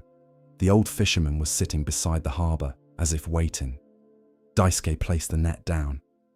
"I saw it," Hiro nodded. "The golden fish?" "Yes. And? I almost caught it." The old man looked at him carefully. "Almost?" Daisuke lowered his head. "It tore the net." Hiro said nothing. Daisuke continued. "I thought catching it would make my life full." His voice grew quieter, but chasing it made everything empty. The old fisherman's face softened. For a long time, they listened to the waves. Then Hiro said, "The fish was never the problem." Daisuke nodded slowly. "My wanting was." "Not wanting," Hiro corrected gently. "Craving." Daisuke looked at him. Hiro continued. "Wanting can guide a life. Craving consumes it." The words entered him deeply. The old man picked up the torn net. Contentment does not mean refusing to fish. It means knowing the value of what is already in the boat. Daisuke covered his face with his hands. For the first time in many months, he wept. Not for the golden fish, for himself, for the man he had become, for the simple joy he had abandoned. The healing did not happen immediately. Deep habits rarely disappear in one day. For weeks, Daisuke still looked toward the western reef. Part of him wondered if the fish would appear again. Part of him wanted to search. But each time the craving rose, he practiced pausing. He looked at the boat beneath him, the net in his hands, the morning sky, the water, his breath. "Enough," he whispered. At first the word felt forced, then familiar, then true. One evening, after returning with a modest catch, he placed dinner on the table. Rice, vegetables, fish, Tea. Nothing extraordinary. Hana watched him carefully. Emi looked at the food. For a long moment, silence filled the room. Then Daisuke smiled softly and said, "Enough." Hana's eyes filled with tears. Emi repeated the word, "Enough." And this time, Daisuke felt it. Years passed. The story of the golden fish continued spreading through the village. Some claimed it was real, others called it imagination. Daisuke never argued either way. He knew what he had seen, but he also knew the fish itself mattered less than what it revealed. From time to time, younger fishermen asked him about it. One ambitious young man once said, "If I saw it, I would catch it." Daisuke smiled. "Perhaps. You would not try again?" The older fisherman looked toward the sea, then answered, "I still fish." "But not for that?" Daisuke paused. "I fish for what the sea gives." The young man frowned. "That sounds small." Daisuke laughed gently. "It only sounds small to a hungry mind." Late in life, Daisuke often sat beside Hiro's old place near the harbor.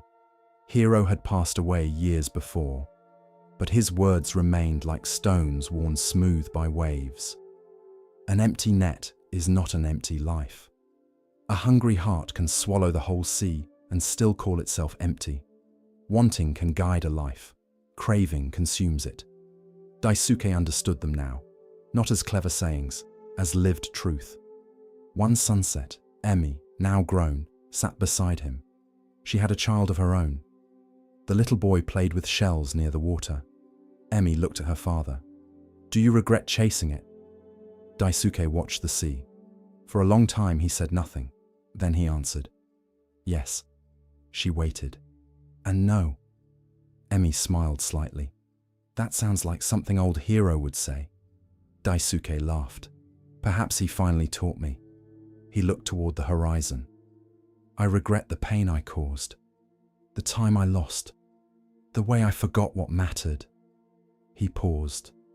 "But if I had never chased the golden fish, perhaps I would never have seen the emptiness in my own heart." The waves moved gently against the shore. So even that became a teacher. As darkness settled, the sea reflected the first stars. The boy ran toward them, holding a small shell. "Grandfather, look!" Daisuke took it carefully. It was ordinary, brown and white, chipped along one edge, the kind of shell he had ignored thousands of times.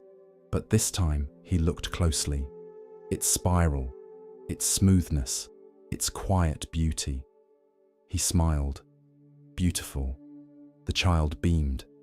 And in that simple moment, Daisuke felt richer than he ever had while dreaming of gold. And perhaps that is the lesson. Greed rarely begins as greed. It begins as comparison, as restlessness, as the thought that what we have is not enough because someone else appears to have more. Then craving enters. It promises happiness later, after the next catch, after the next purchase, after the next achievement, after the golden fish. But the promise keeps moving. The Buddha taught that craving is one of the roots of suffering. Not because desire itself is evil. Desire can help us grow, learn, build, and care. But craving is different. Craving says, "This moment is worthless unless it gives me what I want. This life is incomplete unless I possess what I lack. This ordinary blessing does not matter because something greater might be out there. And so the net may be full, yet the heart feels empty." Contentment is not laziness. It is not giving up. It is not refusing improvement. Contentment is the ability to see clearly what is already here: the meal, the home, the breath, the people who love us, the ordinary catch, the morning sea. Enough. A person may still fish, still work, still dream, still grow, but without letting craving devour the present. The golden fish may exist, or it may not, But either way, a life spent chasing it can become poorer than a life lived gratefully with ordinary fish. So when your mind says more, pause. Look into your net. Look around your table. Look at the people beside you. Ask gently, is my life truly empty? Or have I simply forgotten how to see what is already here? For sometimes the greatest treasure is not the golden fish we finally catch. It is the quiet freedom of no longer needing it to feel whole. Continuing along the path of Zen insight, we pause now to hear a teaching about perception and hidden value. Listen carefully to the next story. Far beyond the great rivers and trade roads, hidden between steep mountains, stood a small village known as Echo Valley. The village itself was ordinary. Simple wooden homes, terraced fields, a winding stream, a stone bridge crossing the water. Nothing about it seemed unusual, yet travelers remembered it long after they left. Not because of the scenery, because of the echoes. The mountains surrounding the valley created a strange phenomenon. Every sound returned, not once, many times. A shout could bounce between cliffs for nearly a minute. Laughter traveled across hills. Songs lingered in the air long after they ended. Children loved the echoes.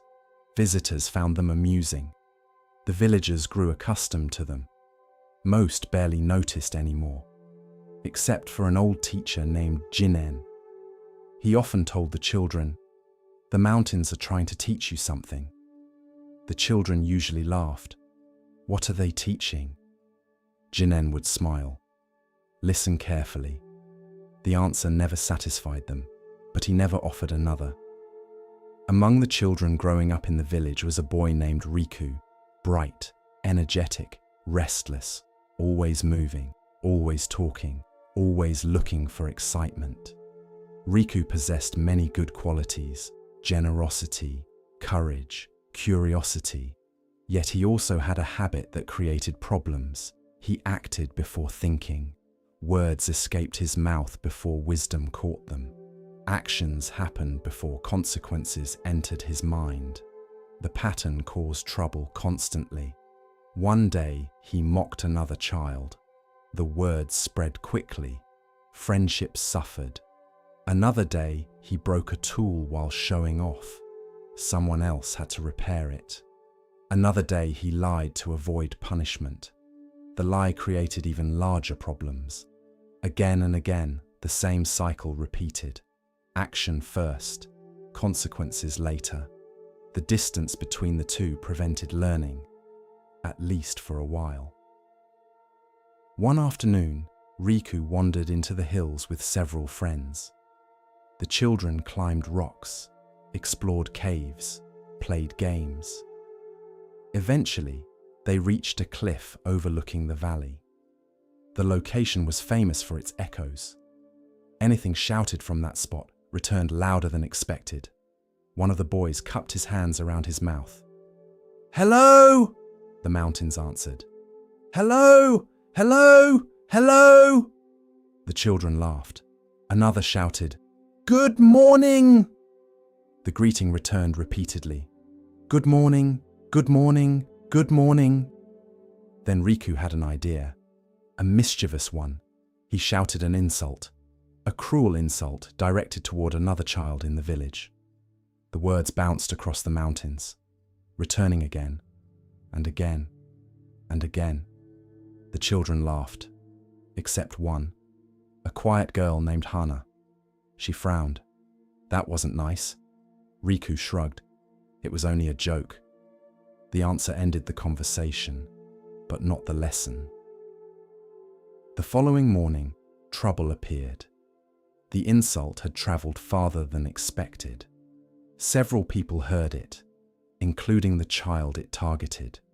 Feelings were hurt. Arguments followed. Parents became involved. What began as a moment of amusement created several days of conflict. Riku felt frustrated. It was only words. His mother looked at him carefully. Words are never only words. The answer annoyed him, mostly because he didn't understand it. Several weeks later, the harvest season began.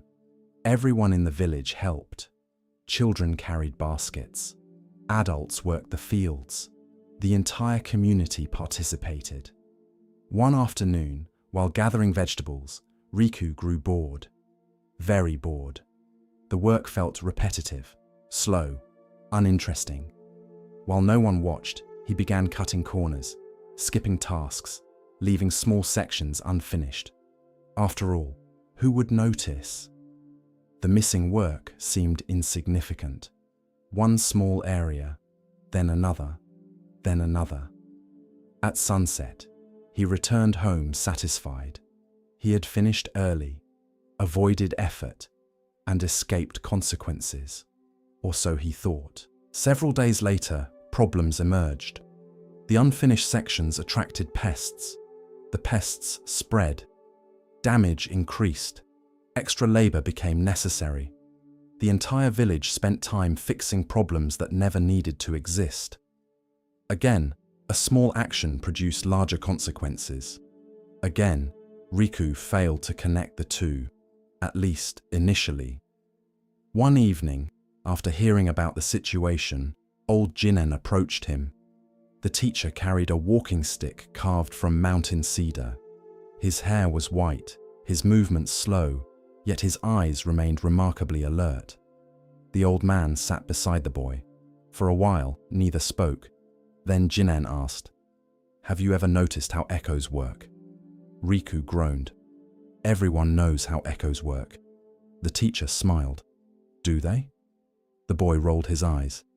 "You make a sound. It comes back." The old man nodded. A useful observation. Then he asked, "What happens if you shout kindness?" The answer seemed obvious. Kindness comes back. "What happens if you shout anger?" Anger comes back. The teacher smiled. Interesting. The conversation ended, at least externally. The lesson had only begun. Winter arrived early that year. Snow covered the valley. The fields rested beneath white blankets. Life slowed. One afternoon, a fierce storm trapped several travelers near the village. The weather became dangerous. Visibility disappeared. Temperatures dropped. The villagers organized help immediately. Food, shelter, blankets. Everyone contributed, including Riku. At first, he participated reluctantly. Then something unexpected happened. One of the travelers recognized him. Several years earlier, Riku's family had helped the man's family during a difficult time. The traveler remembered. Clearly, deeply. He spoke about it with gratitude. The boy listened carefully. The event happened years ago, yet its effects continued. Like an echo, the realization struck him. Good actions return too, not always immediately, not always predictably, but they returned. The lesson deepened over the following months. Riku began noticing patterns. A kind word often led to another. Patience created trust. Trust created friendship. Friendship created support. Small actions rippled outward, farther than expected. The same proved true of negative actions. A careless comment created resentment. Resentment created distance. Distance created misunderstanding. The chain continued. The world suddenly appeared more connected than before, like a pond disturbed by a single stone. One spring morning, Jinen invited him on a walk. They followed a mountain trail overlooking the valley. Birds sang. Wildflowers bloomed. The air felt fresh. Eventually, they reached the famous Echo Cliff, the same location where Riku once shouted insults. The teacher stopped, then handed him a small stone. "What should I do with it?" The old man pointed toward a still pond below. Riku dropped the stone. Ripples spread outward, circle after circle, touching the entire surface. The teacher smiled. Did the stone intend that? The boy shook his head. No, yet it happened. The old man nodded, then pointed toward the mountains. Now shout something. Riku thought carefully, then cupped his hands. Thank you! The mountains answered. Thank you, thank you, thank you. The echoes drifted across the valley. The teacher smiled. Life works similarly. The lesson finally landed, not intellectually, directly, deeply, completely. The years passed. Riku grew older, wiser, not perfect. No one is, yet more aware. Before speaking, he paused more often. Before acting, he considered consequences, not because he feared punishment, because he understood connection. Every action entered the world, then continued traveling, sometimes visibly, sometimes invisibly, but rarely ending where it began. One summer, a younger child approached him. The boy looked upset. A friend had betrayed him. An argument had occurred. Harsh words had been exchanged. The situation felt hopeless. Riku listened carefully, then told him about echoes. The child looked confused, just as he once had.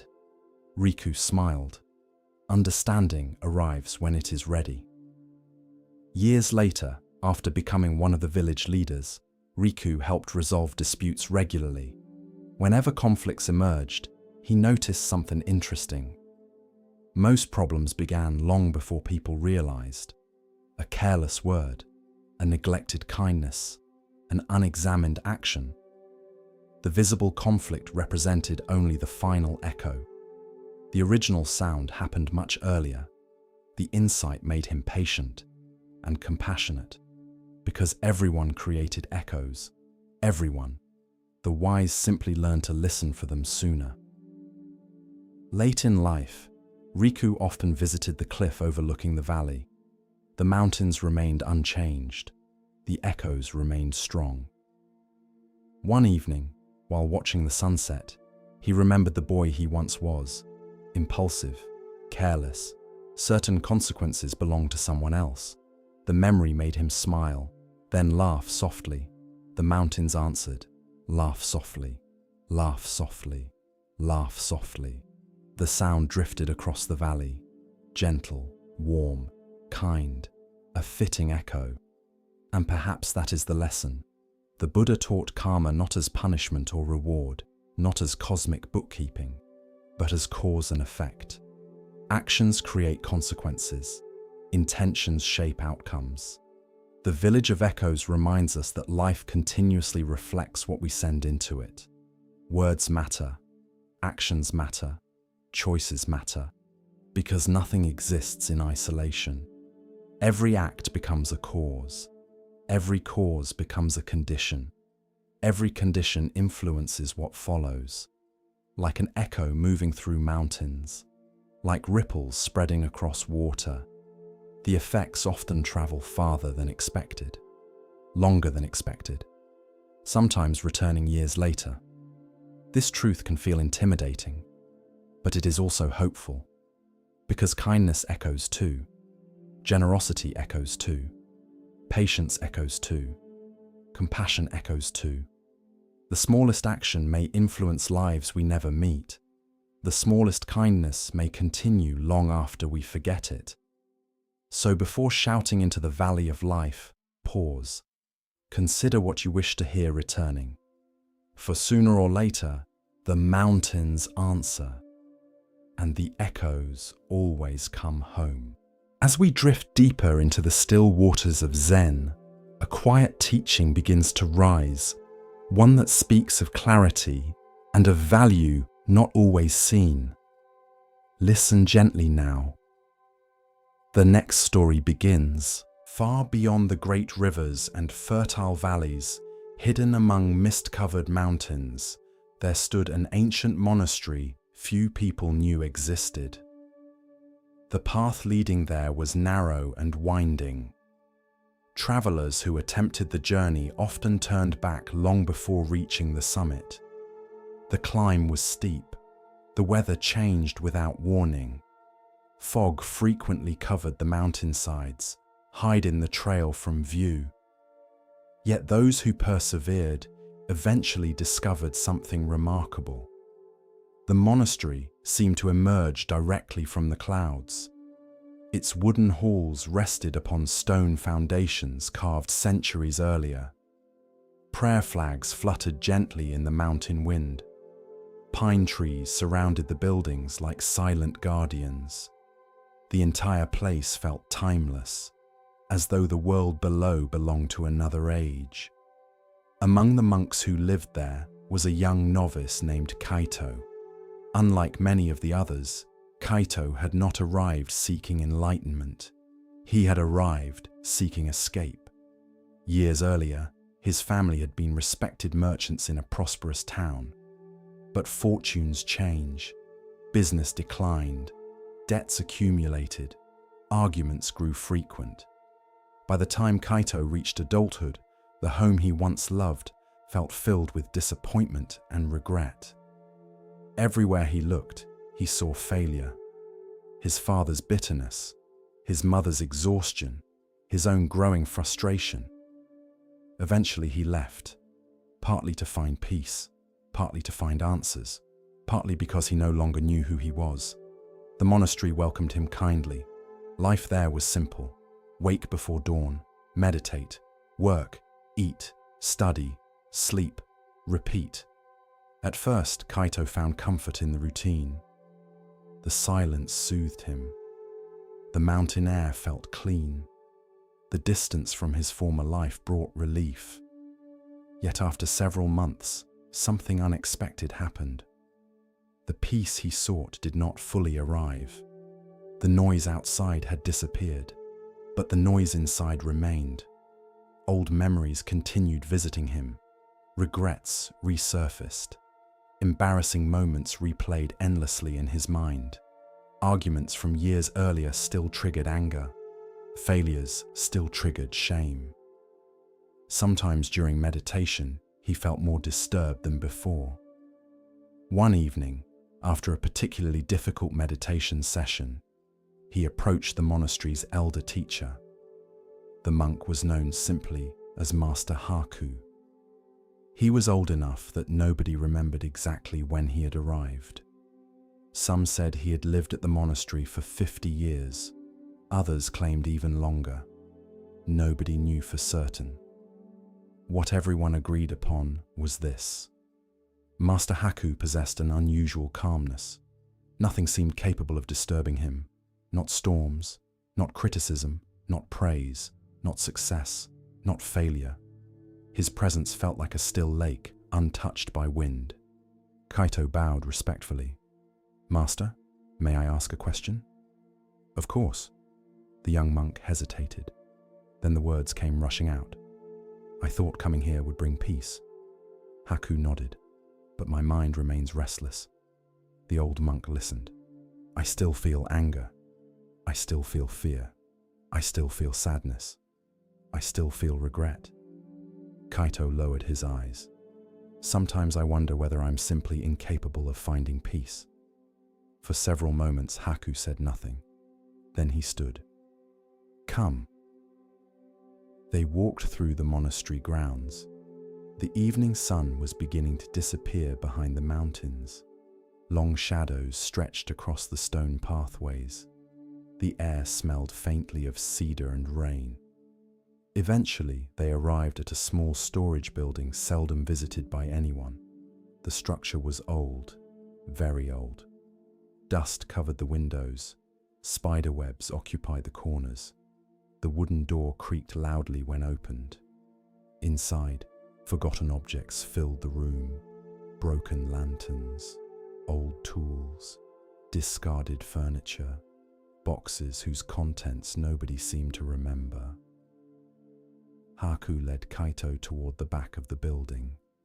There, leaning against a wall, stood a large mirror. At least, it appeared to be a mirror. It was difficult to tell. The surface was covered with years of dust. Thick layers obscured nearly everything. Kaito could barely see his reflection. The old monk pointed toward it. "What do you see?" "A dirty mirror." Haku nodded. Then he handed Kaito a cloth. "Clean it." The task seemed strange, yet Kaito obeyed. He began wiping away the dust, slowly, patiently. The first few strokes changed almost nothing. The dust was stubborn. Years of neglect had accumulated. But gradually, the surface beneath began to emerge. Small patches reflected light. Tiny sections revealed fragments of his face. Kaito continued working, minute after minute. Dust filled the air around him. His arms grew tired. Still he continued. As more of the mirror appeared, something remarkable happened. The reflection became clearer, not because the mirror itself had changed, but because what covered it was being removed. Eventually, the entire surface shone. For the first time, Kaito could see himself clearly. The mirror reflected everything perfectly. The room, the light, the old monk standing nearby. Even the smallest details appeared effortlessly. Haku smiled. "Now tell me, what do you see?" "A mirror." "Is it different from before?" Kaito considered the question. "Not really. The mirror was always there." The old monk nodded. "Exactly." The two sat quietly beside the mirror. The evening light continued fading. The room grew softer and darker. Finally, Haku spoke. "Most people spend their lives believing they are the dust." Kaito listened carefully.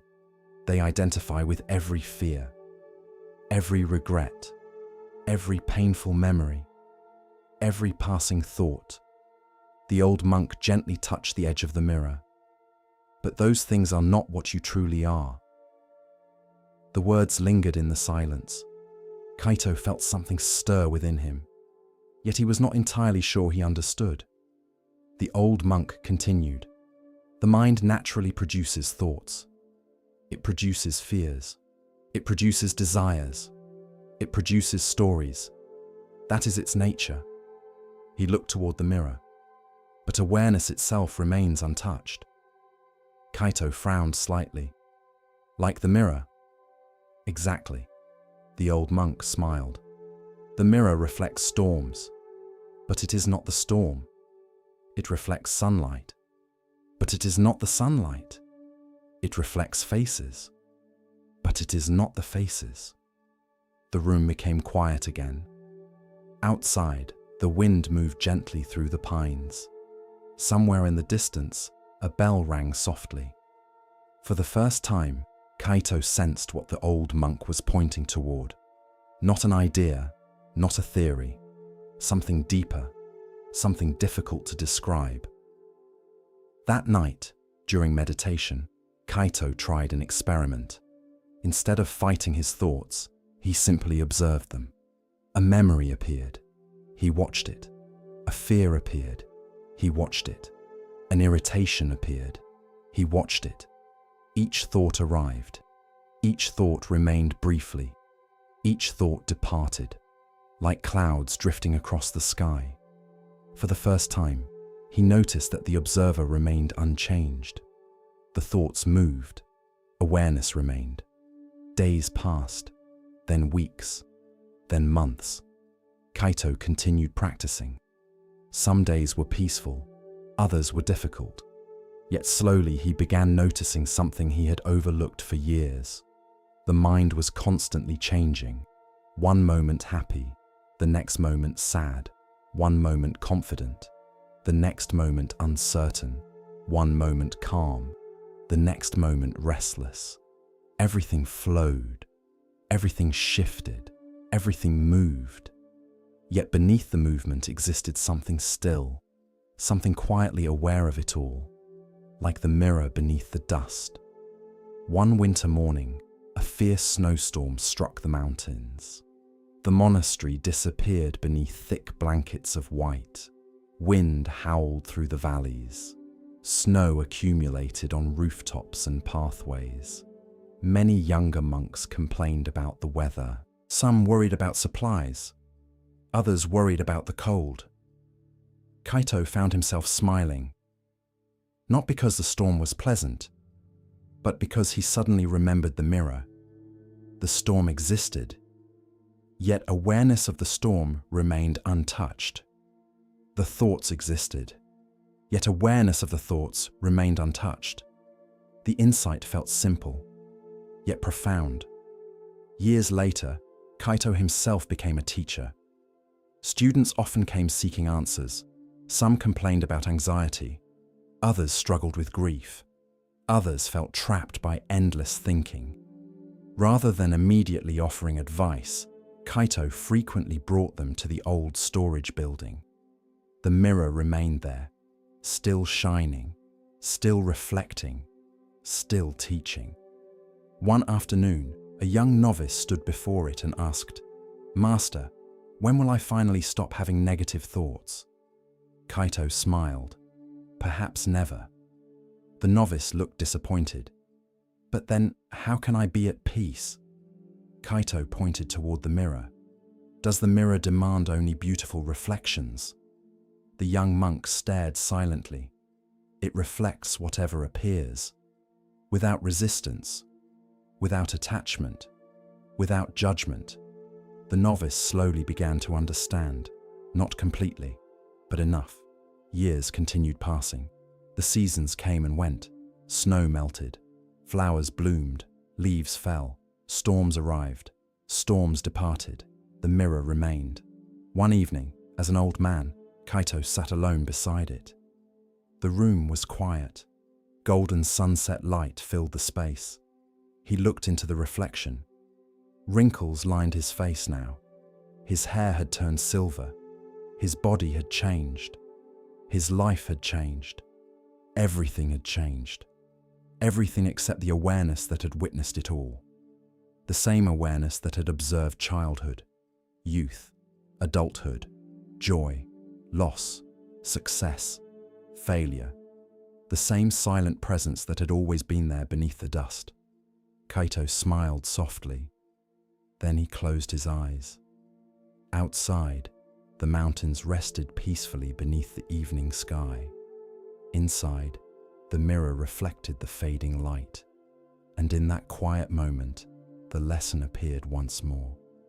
You are not every thought that passes through your mind. You are not every fear that visits your heart. You are not every mistake from your past. You are not every story you tell yourself. Those things come and go, like weather, like seasons, like dust carried by the wind. Beneath them remains something deeper, something still, something clear.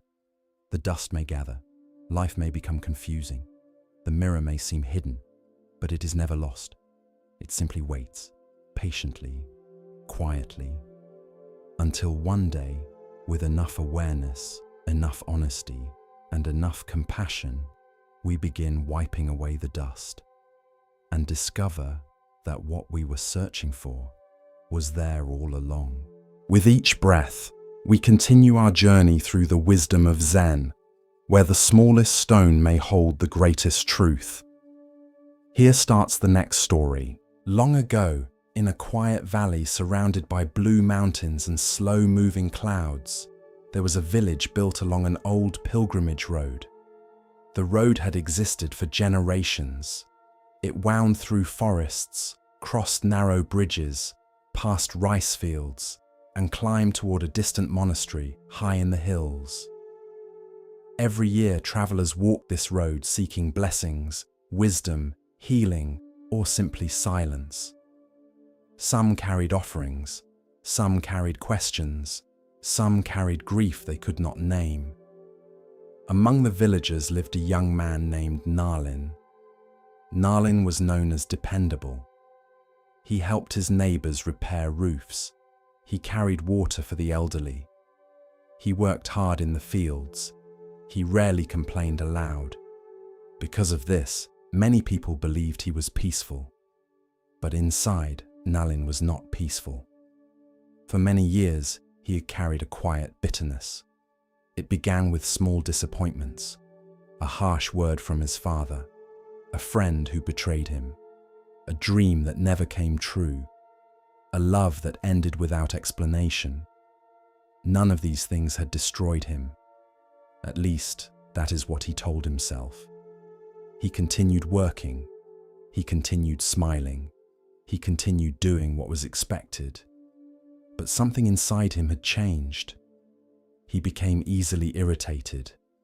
Small mistakes angered him. Other people's happiness made him feel strangely resentful. When someone spoke kindly to him, he suspected hidden motives. When someone criticized him, even gently, the words stayed in his mind for days. Yet if anyone asked what troubled him, he always answered, "Nothing." One spring morning, the village prepared for the annual pilgrimage to the mountain monastery. Dozens of villagers would walk the old road together. They would spend 3 days traveling through forests and hills before reaching the temple. There, they would light lamps, offer flowers, and listen to teachings from the monks. Nalin joined them, not because he felt especially devoted, but because he hoped the journey might quiet his restless heart. At dawn, the group gathered near the village gate. The air was cool. Mist rested on the fields. Birds called softly from the trees. The pilgrims carried simple bags of food and water. Among them walked an elderly monk named Venerable Sanda, who had come down from the monastery to guide the group. He was small, thin, and very old. His steps were slow but steady. His face carried the calmness of someone who had made peace with many seasons. Before they began, Venerable Sanda looked at the group and said, "Walk gently." The villagers bowed. Then the journey began. At first, the road was easy. The sun rose slowly over the fields. Children laughed. Travelers spoke cheerfully. The morning light touched everything with gold. But after several hours, the path became rougher. Stones appeared beneath the dust. The ground rose gradually toward the hills. The pilgrims grew quieter. Nalin walked near the middle of the group. At some point, he felt a small discomfort in his right shoe. At first, he ignored it. It was nothing, just a tiny pressure beneath his foot. He continued walking. A little later, the pressure became sharper. Something was inside his shoe. A pebble, perhaps. Small. Annoying. He considered stopping to remove it, but the group was moving steadily, and he did not want to fall behind. So he kept walking, step after step. The stone pressed into his foot. At first it was merely irritating, then painful. Nalin's mood darkened. The cheerful voices around him began to annoy him. The sunlight seemed too bright. The road seemed too long. When a child accidentally bumped into him, he snapped, "Watch where you're going." The child stepped back, startled. Nalin immediately felt ashamed. But instead of apologizing, he blamed the road. He blamed the heat. He blamed the child.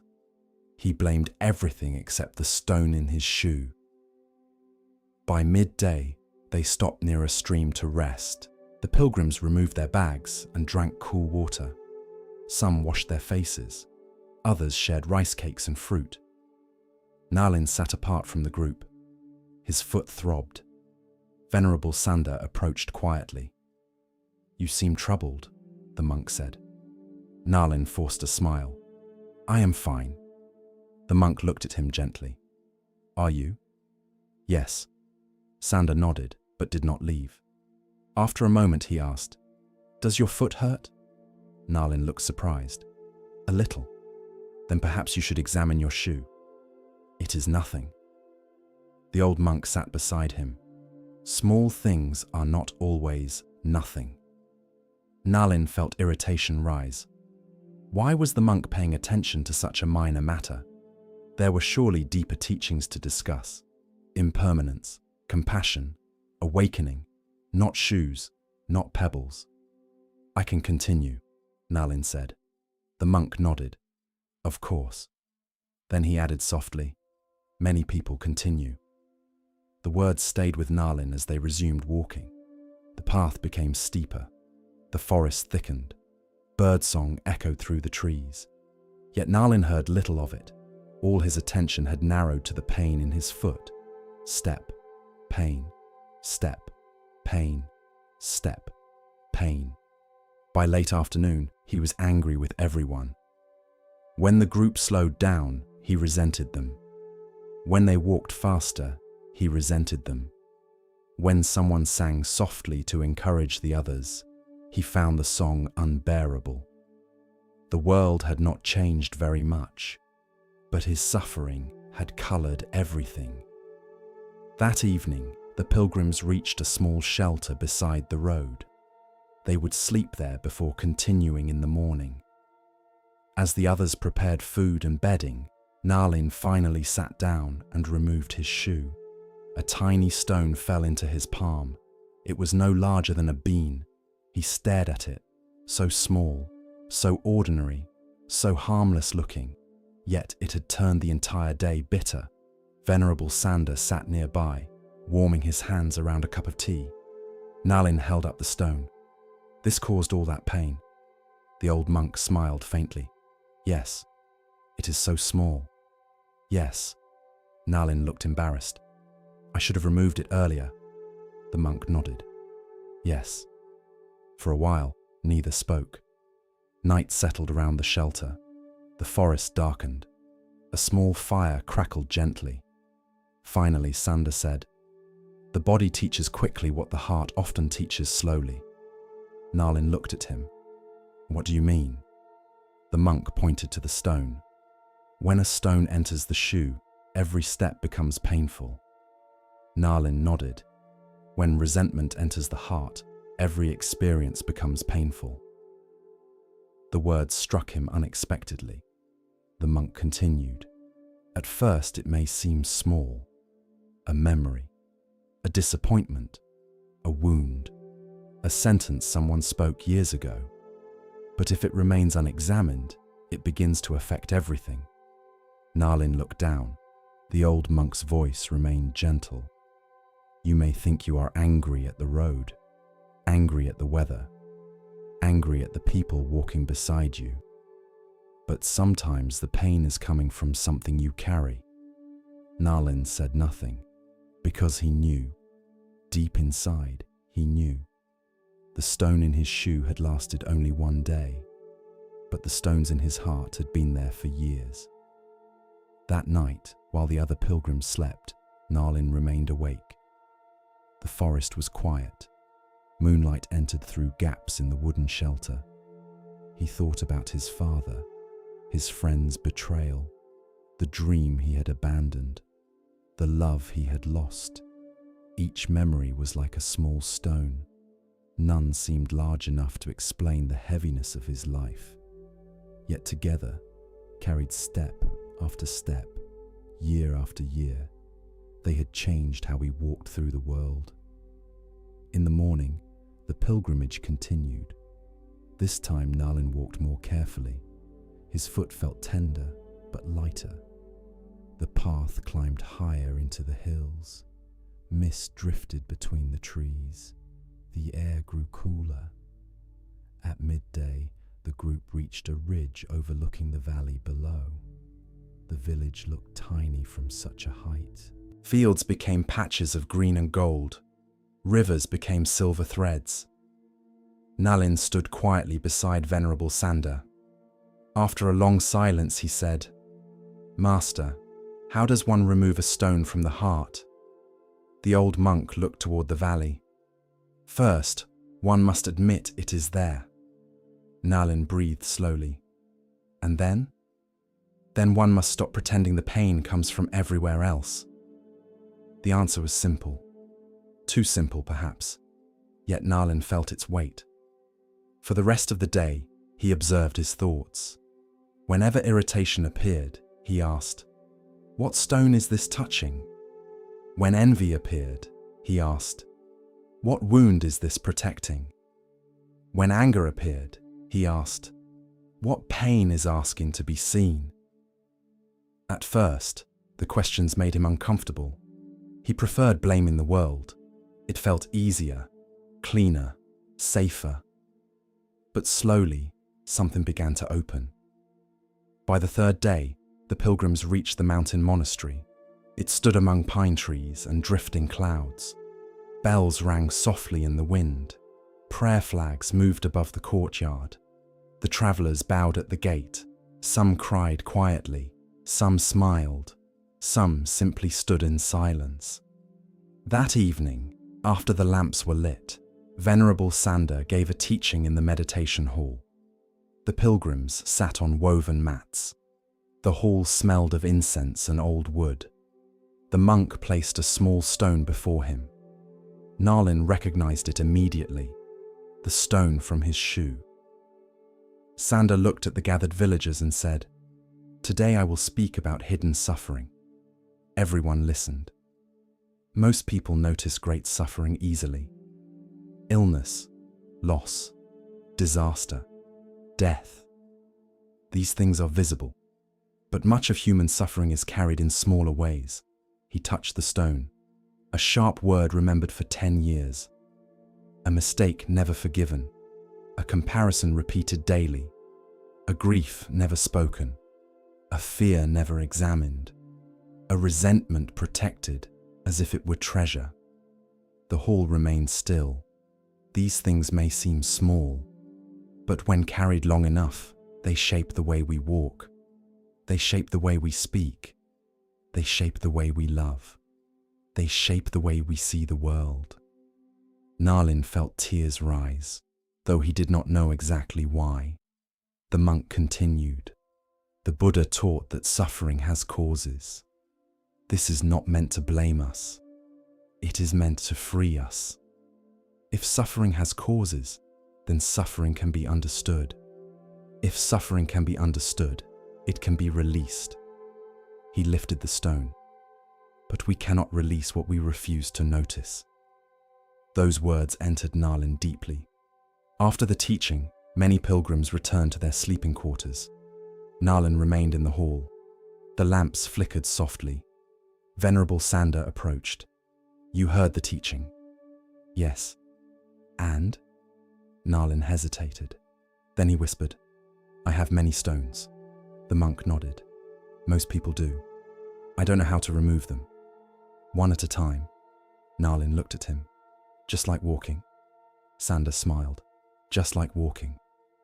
The following morning before sunrise, Narlin went alone to the monastery garden. Dew covered the grass. The sky was pale blue. He sat beside a small pond and closed his eyes. One memory arose first. His father standing in the doorway years earlier saying, "You will never amount to much if you keep dreaming." The words had been spoken in anger, perhaps without thought, but Narlin had carried them like a stone ever since. He saw how they had shaped him, how they made him defensive, how they made every criticism feel like proof, how they made success feel urgent and failure unbearable. For the first time, he did not push the memory away. He breathed with it. He let himself feel the hurt beneath the anger. The hurt was younger than he expected, softer, almost childlike. Then he whispered, "This is a stone." He did not forgive completely in that moment. He did not become suddenly free, but he saw it clearly, and seeing clearly was the beginning. Over the following days, Narlin stayed at the monastery longer than the others. He asked permission to remain for a season. The monks agreed. His work was simple: sweeping paths, carrying water, helping in the kitchen, sitting in meditation. Each day he practiced noticing irritation before it became speech, noticing sadness before it became bitterness, noticing fear before it became blame. Some days he failed. Some days he spoke sharply. Some days old resentment returned with force. But now he had a practice. When suffering appeared, he looked for the stone. One afternoon, several months later, a young novice accidentally spilled a bucket of water across the kitchen floor. Nalin's first impulse was anger. The old habit rose quickly. Careless, foolish, always making more work. But before the words left his mouth, he felt the familiar sharpness inside. He paused. He breathed. Then he saw it. The stone was not the spilled water. The stone was his old fear of wasted effort, his old belief that mistakes made a person worthless. So instead of scolding the novice, he picked up a cloth. "Come," he said gently. "We will clean it together." The novice looked relieved, and Nalin felt something loosen inside him. Not dramatically, not completely, but truly. By winter, he returned to his village. The road down the mountain was the same road he had climbed months earlier. The stones were still there. The dust was still there. The bends in the path remained unchanged. But Nalin walked differently.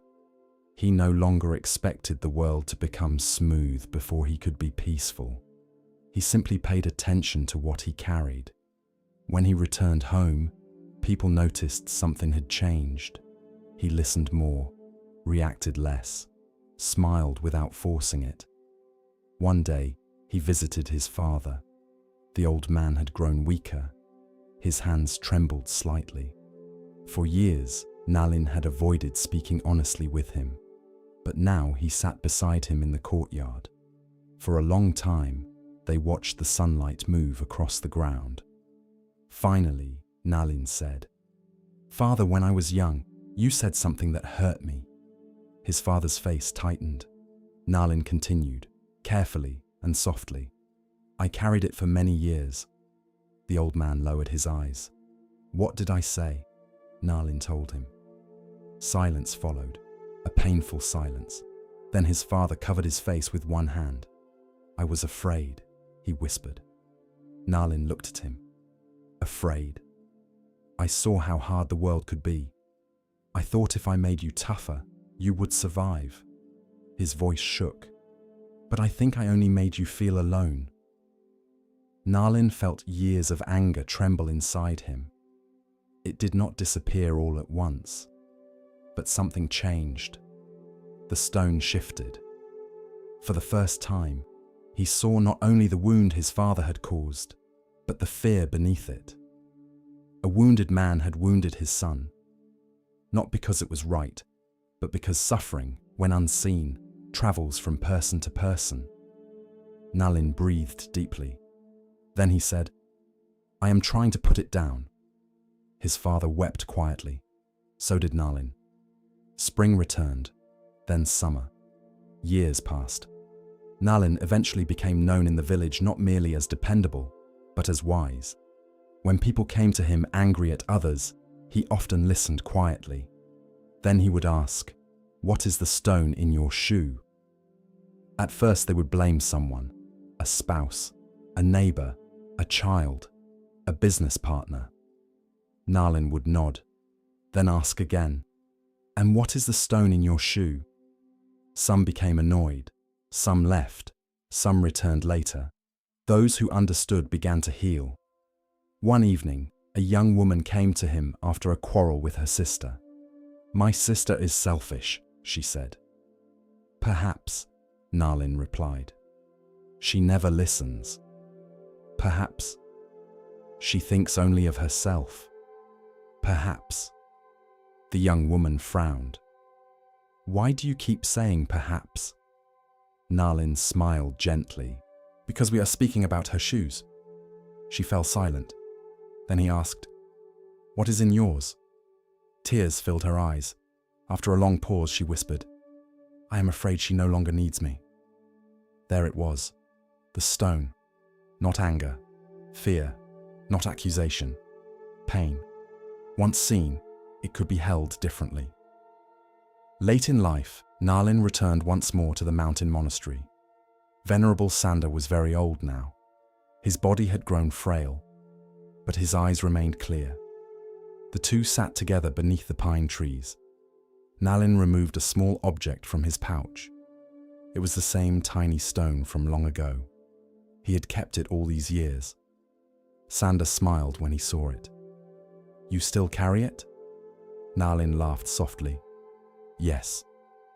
"Then have you learned nothing?" The old monk's eyes twinkled.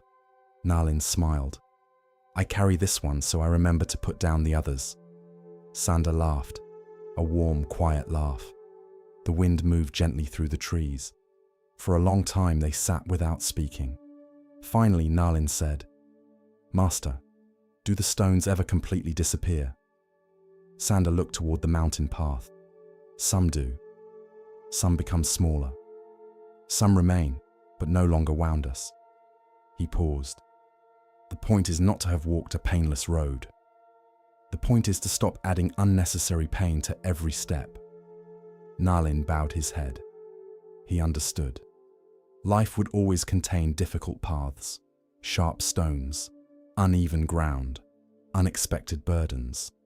But not every pain needed to become bitterness. Not every wound needed to become identity. Not every memory needed to remain lodged in the heart forever. That evening, as the sun disappeared behind the mountains, Nalin walked slowly along the monastery path. He felt the earth beneath his feet, cool, solid, real. Each step was simple, each step complete, and perhaps that was the lesson. Sometimes the thing making life painful is not the whole road. It is one small stone we have never stopped to remove. A resentment, a fear, a memory, a story, a grief, a wound we keep walking on. We may blame the road, we may blame the weather, we may blame everyone walking beside us, but healing begins when we finally pause, sit down, and look honestly at what we are carrying. The stone may be small, but if carried long enough, it can change the entire journey. So walk gently, notice carefully, and when pain keeps returning with every step, do not only curse the road, look within. There may be something ready to be seen, something ready to be understood, something ready, at last, to be removed. The path of Zen unfolds like morning mist, soft and patient. In this next tale, we are invited to see, beyond appearance, into essence. Listen carefully to the next story.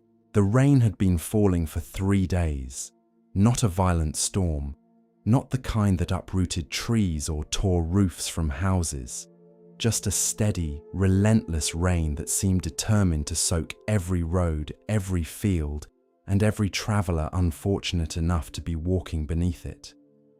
The mountain paths had become rivers of mud. Small streams overflowed their banks. Bridges disappeared beneath rushing water. Even the birds seemed quieter than usual. Along one of these muddy roads walked 2 monks. One was old, the other young. They had spent several weeks visiting villages, offering teachings, helping the sick, and collecting food for their monastery. Now they were returning home. The older monk was named Ananda. His beard had turned silver years ago. His face carried the softness that often comes from decades of meditation and compassion. He walked slowly, not because he lacked strength, because he saw no reason to hurry. The younger monk was named Sota. He was sincere, dedicated, disciplined. He studied diligently, meditated faithfully, followed every rule with great care. Yet beneath his discipline lived a quiet pride. He believed that if one practiced correctly, life should become simple, predictable, ordered.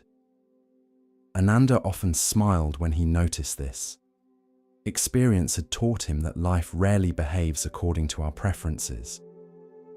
By late afternoon, the monks reached a swollen river crossing. Normally, the water barely reached their ankles. Today, it rushed waist-high, brown and turbulent.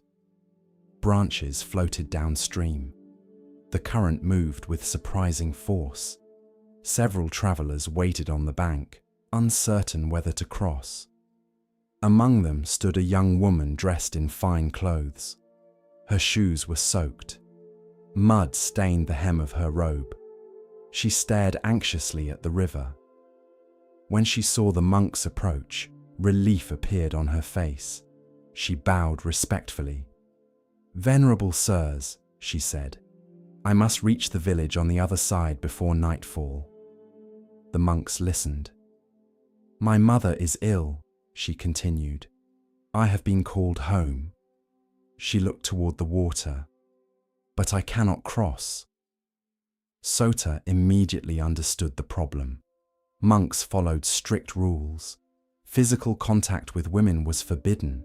Surely they could offer advice, perhaps encouragement, but not assistance.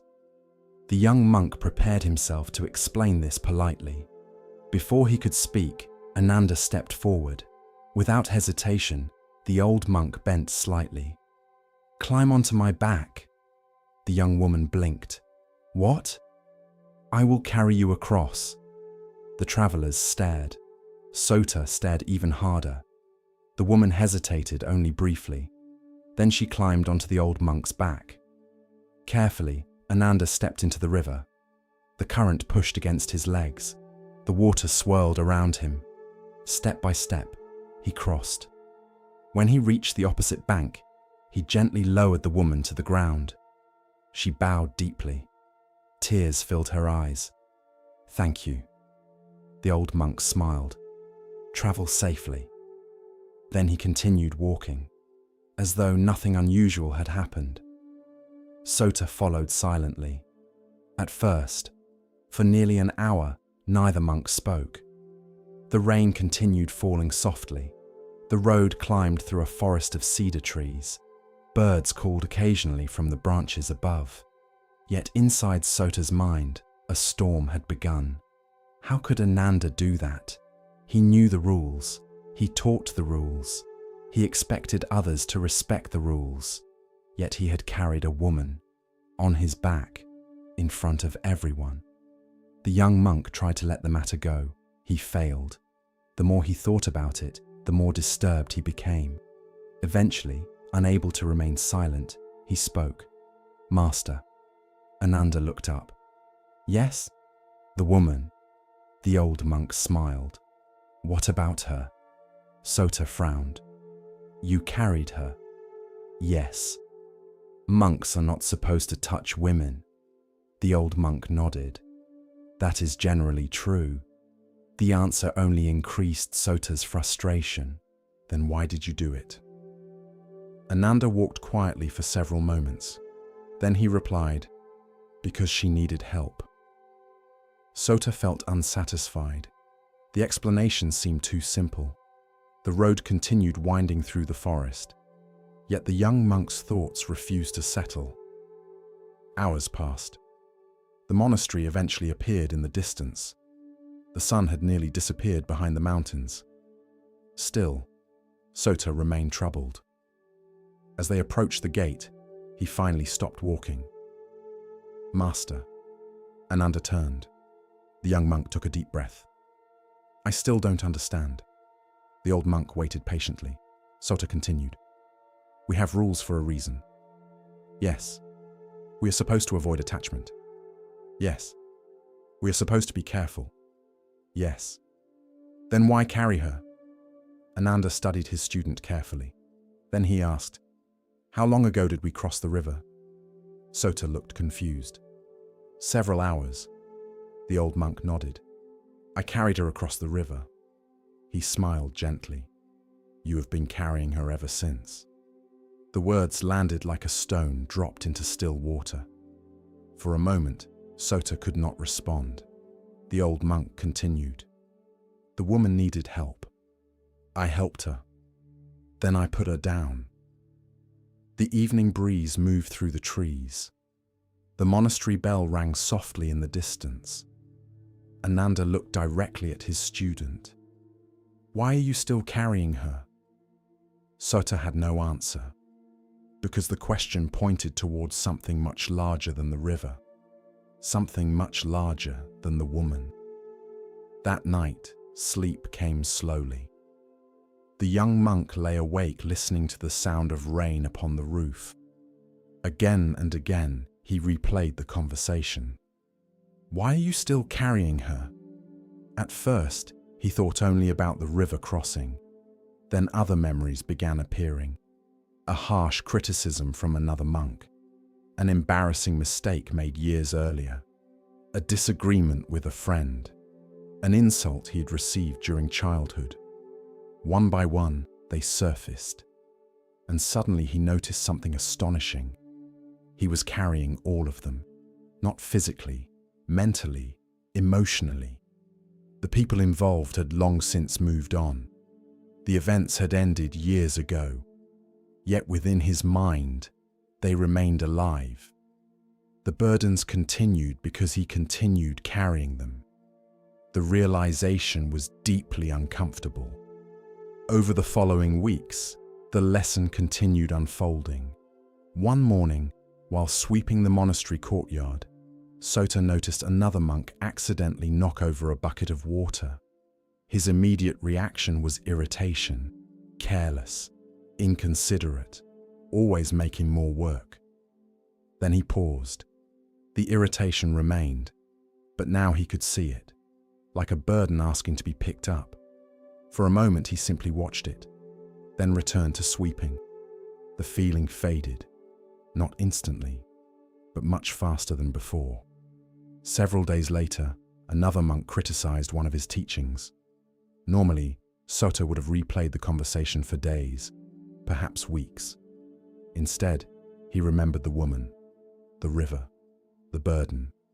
He listened, considered the feedback, accepted what was useful, released the rest. To his surprise, peace arrived much sooner. Months passed. One afternoon, Ananda invited Sota to accompany him into a nearby village. An elderly farmer had requested guidance. The man greeted them warmly, then immediately began complaining about his neighbors, the weather, his children, the government, his health, his past. For nearly an hour, grievances poured out. Ananda listened quietly, then asked a single question. "How many of these problems exist right now?" The farmer blinked. "What do you mean?" The old monk smiled. "Right this moment." The farmer thought carefully. Many complaints concerned things that had already happened. Others involved things that might happen. Only a few existed in the present. Sota watched the conversation with growing fascination, because he suddenly recognized the pattern. The farmer was carrying burdens, some decades old, some entirely imaginary. The body sat in the present. The mind dragged the past and future everywhere it went. Later, while walking home, Sota asked, "Do all people do this?" Ananda laughed. "Nearly all." The young monk smiled. "Even monks?" The old man laughed harder. "Especially monks." Years passed. Ananda eventually grew very old. His hair turned white. His movements slowed, yet his calmness deepened. One autumn evening, while sitting beside a pond, Sota asked him, "Master, what is the hardest burden for people to release?" The old monk reflected carefully, then answered, "The image they have of themselves." Sota listened. Most people carry a story about who they are, who they were, who they should have been. The old monk picked up a fallen leaf. Sometimes the story becomes heavier than reality. The leaf drifted onto the water, and yet they continue carrying it. Many years later, after Ananda passed away, Sota became a respected teacher himself. Students often sought him out with problems. Some carried guilt, some carried resentment, some carried regret, others carried fear. One young monk arrived particularly distressed. Another student had insulted him months earlier. The wound remained fresh. Every day he replayed the conversation. Every day the anger returned. When he finished telling the story, Sota smiled gently, then asked, "How long ago did this happen?" 3 months. The teacher nodded. Then he said, "I think you have been carrying someone across a river." The young monk looked confused. Then slowly, very slowly, understanding appeared. The story continued spreading through generations. Students told it to other students. Parents shared it with children. Travelers carried it from village to village. Not because it was really about a woman, or a river, or even 2 monks. It was about something universal. The strange habit humans have of carrying things long after they are no longer needed. A criticism, a mistake, a betrayal, a disappointment, a fear, a memory. The event ends, yet we continue carrying it. The burden remains because we keep lifting it, again and again, day after day, year after year. The Buddha taught that suffering often persists, not because pain exists, but because attachment persists. We cling, we replay, we resist, we refuse to set things down. Yet freedom begins the moment we notice what we are carrying. Not every burden can be released immediately. Some require time, compassion, patience, but they can be released. One moment at a time, one step at a time. Just as the old monk carried the woman across the river, then put her down. The question is simple, but profound. What are you still carrying? And is it time to set it down? The village of Kawa rested beside a restless sea. The ocean shaped everything there. It determined when fishermen worked, when merchants traveled, when storms arrived, when prosperity came, and when hardship followed. The villagers respected the sea. Some feared it. Others loved it. Most learned the same lesson eventually. The sea could never be controlled. Among the fishermen lived a man named Daichi. Daichi was hard-working, intelligent, determined. Yet he possessed one habit that quietly troubled him. He wanted certainty, not possibility, not probability. Certainty. He wanted the weather to behave predictably. He wanted fish to appear exactly where expected. He wanted people to keep promises. He wanted plans to unfold precisely as imagined. Whenever life refused to cooperate, frustration followed. And life refused to cooperate often. One spring morning, Daichi prepared his boat before sunrise. The sky looked clear, the wind gentle, the conditions perfect. He smiled. Finally, a day behaving exactly as planned. Several hours later, dark clouds appeared from nowhere. Strong winds followed, then heavy rain. The sea transformed from calm to violent. Daichi barely returned safely. When he reached shore, he cursed the weather. He cursed the clouds. He cursed the wind. He cursed his bad luck. An elderly fisherman named Sora happened to be repairing nets nearby. The old man listened quietly, then asked, "Did the storm hear you?" Daichi frowned. "What?" "The storm," Sora smiled. "Did it change because you were angry?" The younger fisherman rolled his eyes. "Of course not." The old man nodded. "Interesting." Then he returned to repairing his nets. The answer irritated Daichi, mostly because it contained truth. Over the following years, Daichi became known as a skilled fisherman. Yet he remained perpetually dissatisfied. When catches were small, he worried. When catches were large, he worried about maintaining them. When business was slow, he worried. When business improved, he worried about losing it. Every success created a new concern. Every solution produced another problem. His wife noticed. His friends noticed. Even strangers noticed. Only Daichi failed to see it clearly. One evening, after an especially frustrating week, he sat beside the harbor watching waves strike the shore. Sora approached carrying 2 cups of tea. Without asking permission, the old fisherman sat beside him. For several minutes they watched the ocean. Finally, Sora asked, "What troubles you now?" Daiichi laughed bitterly. "Everything." The old man nodded. "That sounds exhausting." "It is." The waves crashed against rocks below. The younger fisherman sighed. "The weather changes. The market changes. The fish move. People change. Nothing stays the way it should." Sora smiled. "There is your problem." Daiichi looked at him. "What?" "The way it should." The next morning, Sora invited Daiichi onto his boat. The old fisherman rarely took companions. Curiosity persuaded the younger man to accept. They sailed before dawn. The sea appeared calm, the sky clear, the air cool and pleasant. Several hours passed peacefully. Then the wind shifted. The boat began rocking more aggressively. Dark clouds gathered. A storm threatened. Daiichi immediately became anxious. "We should turn back." Sora continued adjusting his sail. "We may. The weather is changing." "Yes. Aren't you worried?" The old fisherman smiled. "The weather has always changed." The answer felt ridiculous. Of course, weather changed. That wasn't the point. But Sora seemed unconcerned. Eventually he said, "Most suffering comes from arguing with reality." Daiichi stared. "What does that mean?" The old man pointed toward the wind. "Can you stop it?"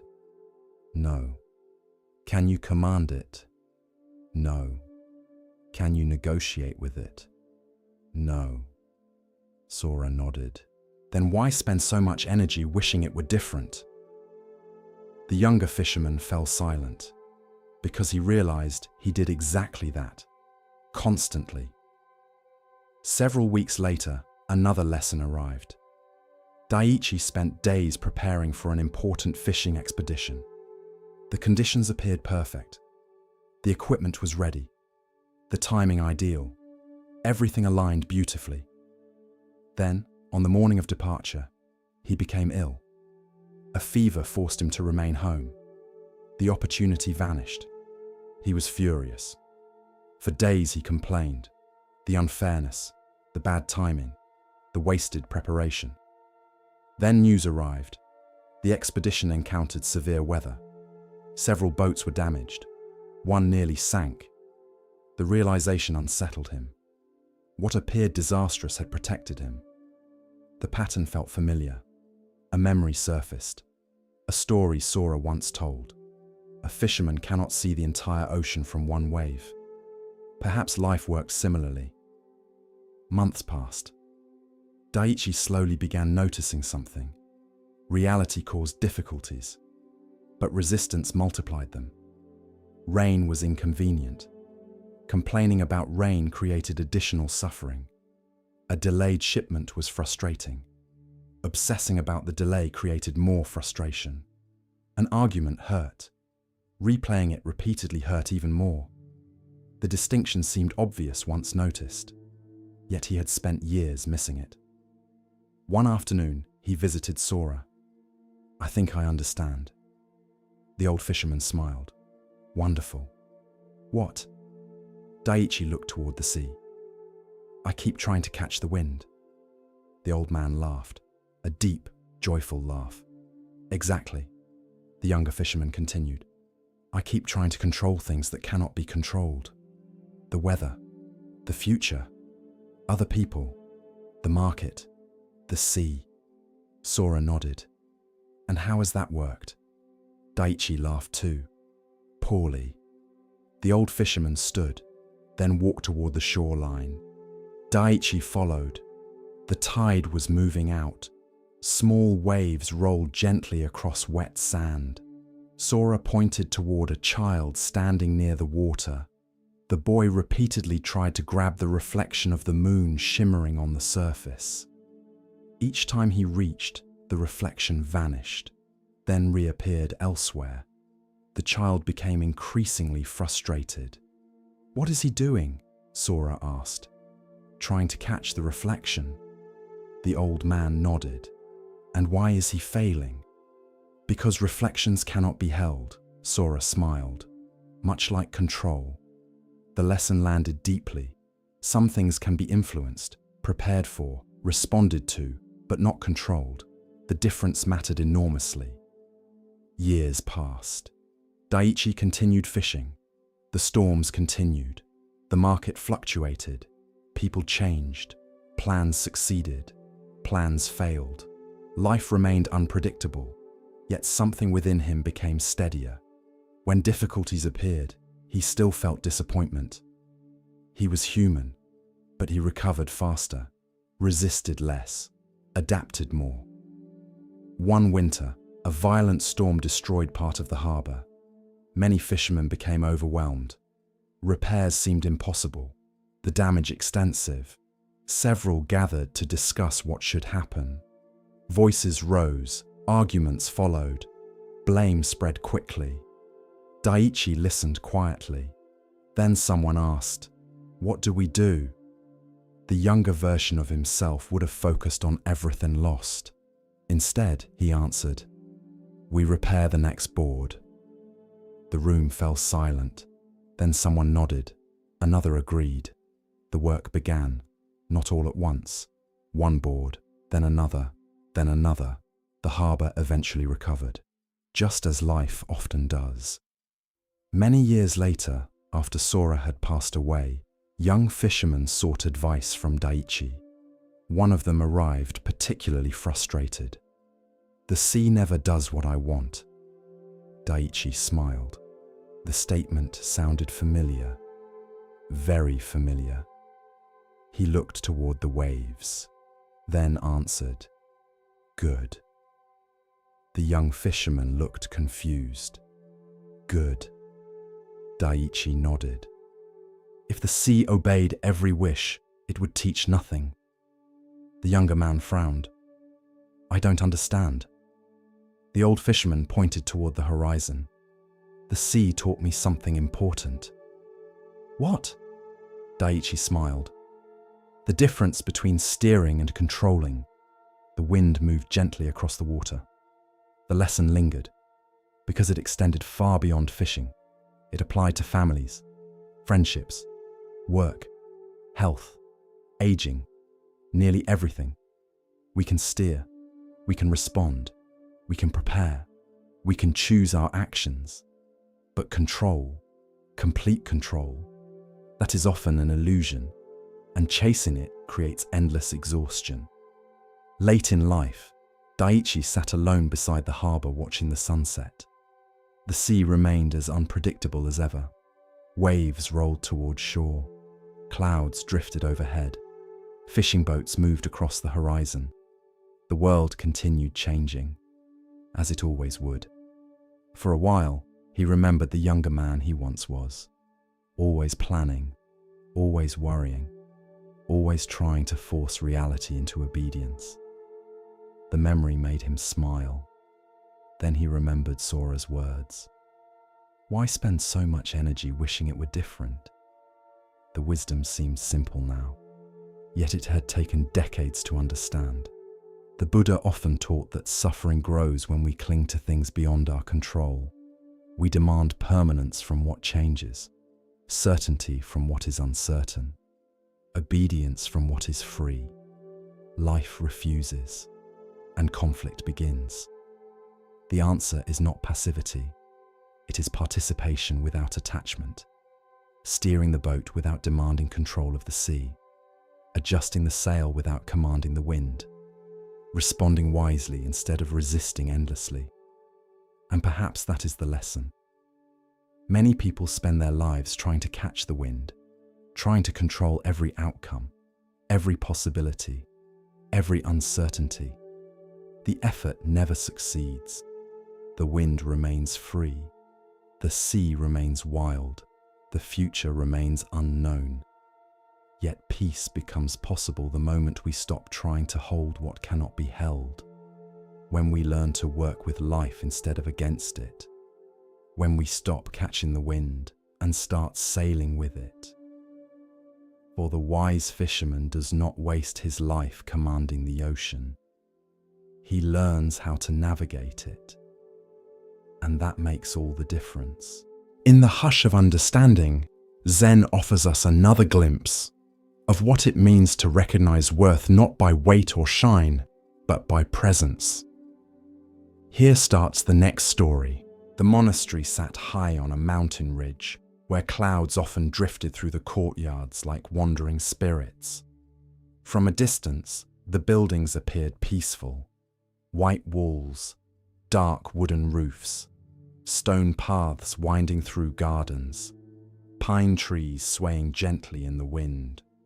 Visitors who arrived there often imagined that everyone inside lived in perfect calm.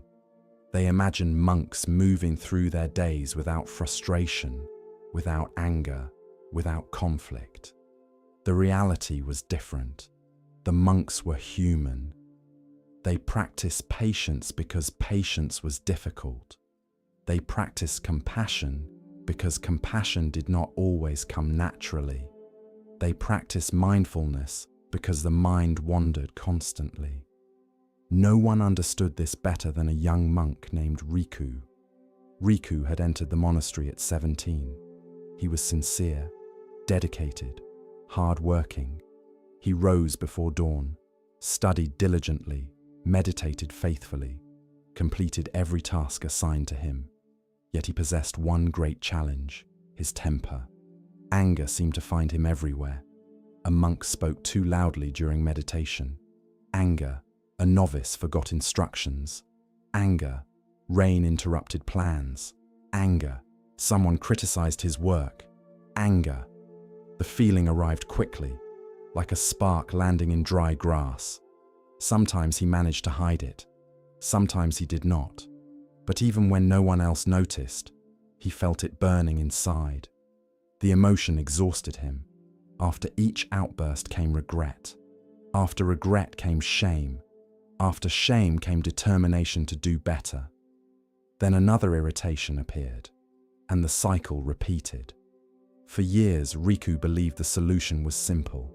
He needed to eliminate anger, destroy it, suppress it, force it away. The harder he tried, the stronger it seemed to become. One autumn morning, the monastery welcomed a new abbot. His name was Venerable Jinen. He was already old when he arrived. His beard was silver, his movements slow, his eyes calm. Many monks expected dramatic teachings, profound lectures, advanced meditation instructions. Instead, the abbot spent much of his time tending gardens, repairing roofs, and drinking tea. At first, some monks found this disappointing. Riku was among them. One afternoon, while carrying firewood, he watched Jinen carefully pruning a tree. The old monk seemed completely absorbed in the task. After nearly an hour, curiosity overcame him. "Master," the abbot looked up. "Yes." "When will you begin teaching?" The old monk smiled. "I am teaching." Riku frowned. "By trimming branches?" "Among other things." The answer felt frustratingly vague. Several weeks later, Riku's temper created another problem. A younger novice accidentally spilled an entire bucket of water across a freshly cleaned floor. Riku had spent hours preparing the hall for an important ceremony. The moment he saw the water spreading across the floorboards, anger exploded. He shouted. The novice froze. His face turned pale. Several other monks stared. Silence filled the room. Immediately afterward, regret arrived. As always. That evening, the abbot requested a conversation. Riku bowed and entered the garden where Jinen sat beside a small bell. The bell hung from a wooden frame. It was old, simple, unremarkable. The abbot motioned for him to sit. For a while, neither spoke. Finally, Jinen asked, "Why are you angry?" The question irritated Riku. "Because the novice was careless." The old monk nodded. "Perhaps." The young monk continued. "He wasted hours of work." Perhaps. The abbot's calmness felt infuriating. Riku sighed heavily. I don't know. Jinen smiled. That is a better answer. The old monk pointed toward the bell. Then he gently struck it. A clear tone filled the garden. The sound lingered in the air, then gradually faded. Silence returned. What caused the sound? The abbot asked. The strike. Jinen nodded. Only the strike? Riku looked confused. What else would cause it? The old monk smiled. The bell. The answer seemed obvious, yet the abbot continued. If there were no bell, could the strike create that sound? No. The old monk nodded. The strike matters. The bell matters. Silence settled between them. Then Jinen asked, when anger appears, what do you believe causes it? Riku answered immediately. Other people. The abbot laughed softly. That is what most people believe. The conversation ended there, at least outwardly, but the question remained. The following days felt different. Whenever irritation appeared, Riku remembered the bell. Someone spoke during meditation. Anger, strike, and bell. A novice forgot instructions. Anger, strike, and bell. Rain interrupted outdoor work. Anger, strike, and bell. Gradually, he noticed something uncomfortable. The external events varied greatly, yet the emotional reaction often felt remarkably similar. Perhaps the events were not the entire explanation. Several weeks later, another lesson arrived. A merchant visited the monastery seeking guidance. The man complained constantly about competitors, taxes, weather, employees, family, everything. Nothing satisfied him.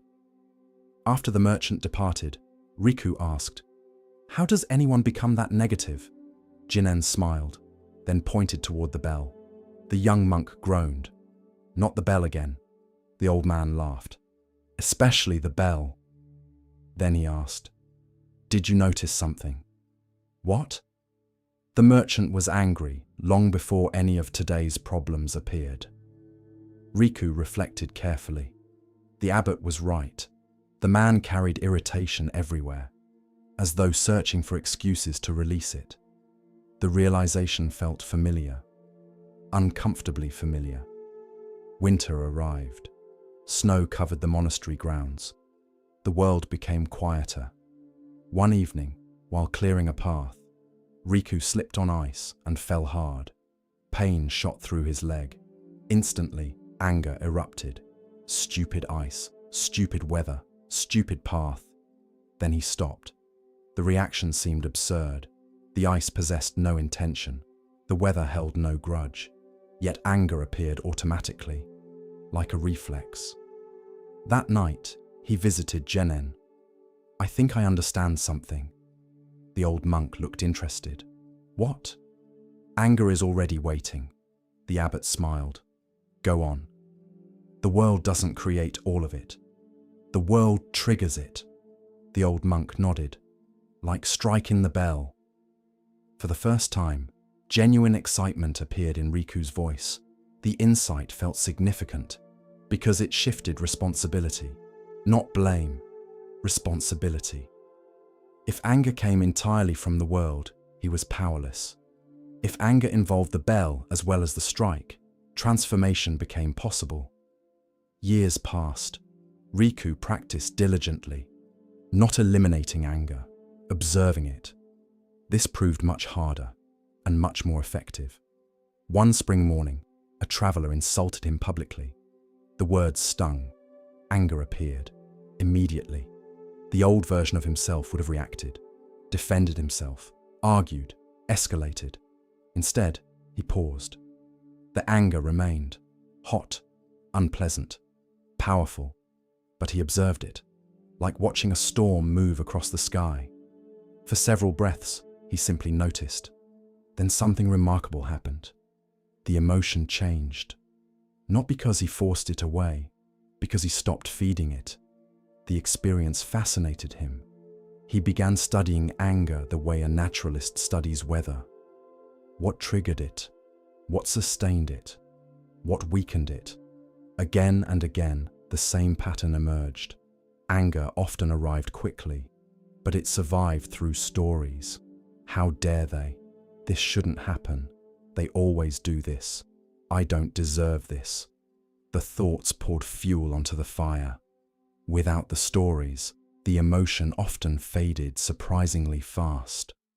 One afternoon, Jinen invited him for tea. The old abbot was becoming frailer. Age had slowed him considerably, yet his mind remained sharp. As they sat together, the abbot asked, "What have you learned?" Riku smiled. "Anger is noisy." The old monk laughed. "Yes." The younger monk continued, "And awareness is quiet." Jinen nodded approvingly. The lesson deepened further over the following years. Eventually, Riku became responsible for teaching younger monks. This proved challenging, very challenging. Novices made mistakes constantly. Instructions were forgotten. Tasks were performed incorrectly. Schedules were disrupted, the perfect environment for irritation. One morning, a young novice accidentally shattered a ceramic bowl that had belonged to the monastery for generations. The sound echoed through the hall. Every monk turned. The novice looked horrified. Riku felt anger rise immediately. Then something else appeared. Awareness. The space between emotion and action. A space he had spent years cultivating. The anger remained. But now he could choose. He looked at the frightened novice, then at the broken bowl. Finally, he smiled. "Are you injured?" The novice blinked. "What?" "Your hands." The boy looked down. "No." "Good." Relief flooded the room. The lesson spread quickly throughout the monastery. Not because Riku had become incapable of anger, because he had learned not to become its servant. Several years later, Abbot Jinen passed away peacefully. The monastery mourned deeply. His teachings had transformed countless lives. Yet many people struggled to explain exactly what made him extraordinary. He rarely delivered dramatic sermons, rarely offered complicated philosophy, rarely impressed visitors with displays of wisdom. Instead, he had taught through simple things: gardens, tea, snow, and a bell. After his death, the old bell remained hanging in the garden. Riku often visited it, especially during difficult moments. One summer evening, a visiting monk criticized the monastery harshly. The comments were unfair, dismissive, arrogant. Several younger monks became furious. Afterward, they approached Riku. "Why didn't you respond?" The older monk smiled, then led them to the bell. He struck it gently. The familiar tone spread through the air. "What do you hear?" The younger monks listened. "The bell." Riku nodded. The strike mattered. The bell mattered. The lesson continued. Some understood immediately. Others required years. Most people do. Late in life, Riku became abbot himself. Students frequently sought advice regarding anger. Many expected techniques, methods, strategies. Instead, he often began with a question. What happened before the anger? Most people described external events, insults, disappointments, obstacles. Then Riku would ask, and what happened inside? The second question changed everything, because anger rarely emerges from circumstances alone. It emerges from the meeting between circumstances and mind. The strike and the bell. One autumn evening, near the end of his life, Riku sat alone in the garden. The old bell still hung nearby. The monastery had changed over the decades. Buildings repaired, trees planted, students arriving and departing. The bell remained. A young novice approached. "Master," Riku smiled. Yes?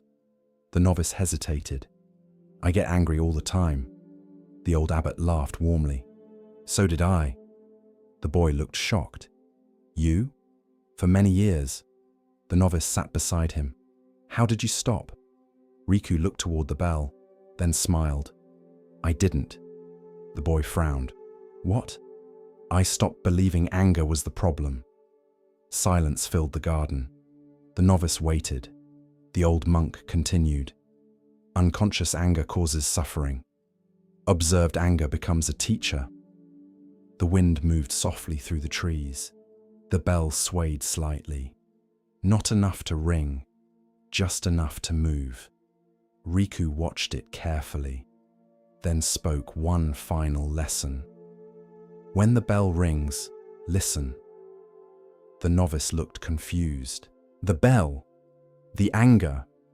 Understanding would come later, as it often does, and perhaps that is the lesson. Most people believe peace comes from eliminating anger, but anger itself is not the enemy. It is a signal, a messenger, a bell. The real question is whether we hear it consciously, or become lost inside its sound. The Buddha taught that emotions arise and pass according to causes and conditions.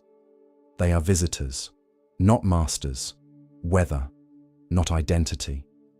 The moment anger appears, awareness can appear too. The strike lands, the bell rings, then comes the choice. Will we become the sound, or will we listen to it? For the quiet bell teaches something profound. Every emotion has a voice, but wisdom begins the moment we stop shouting back long enough to hear what it is trying to tell us. And in that listening, transformation begins.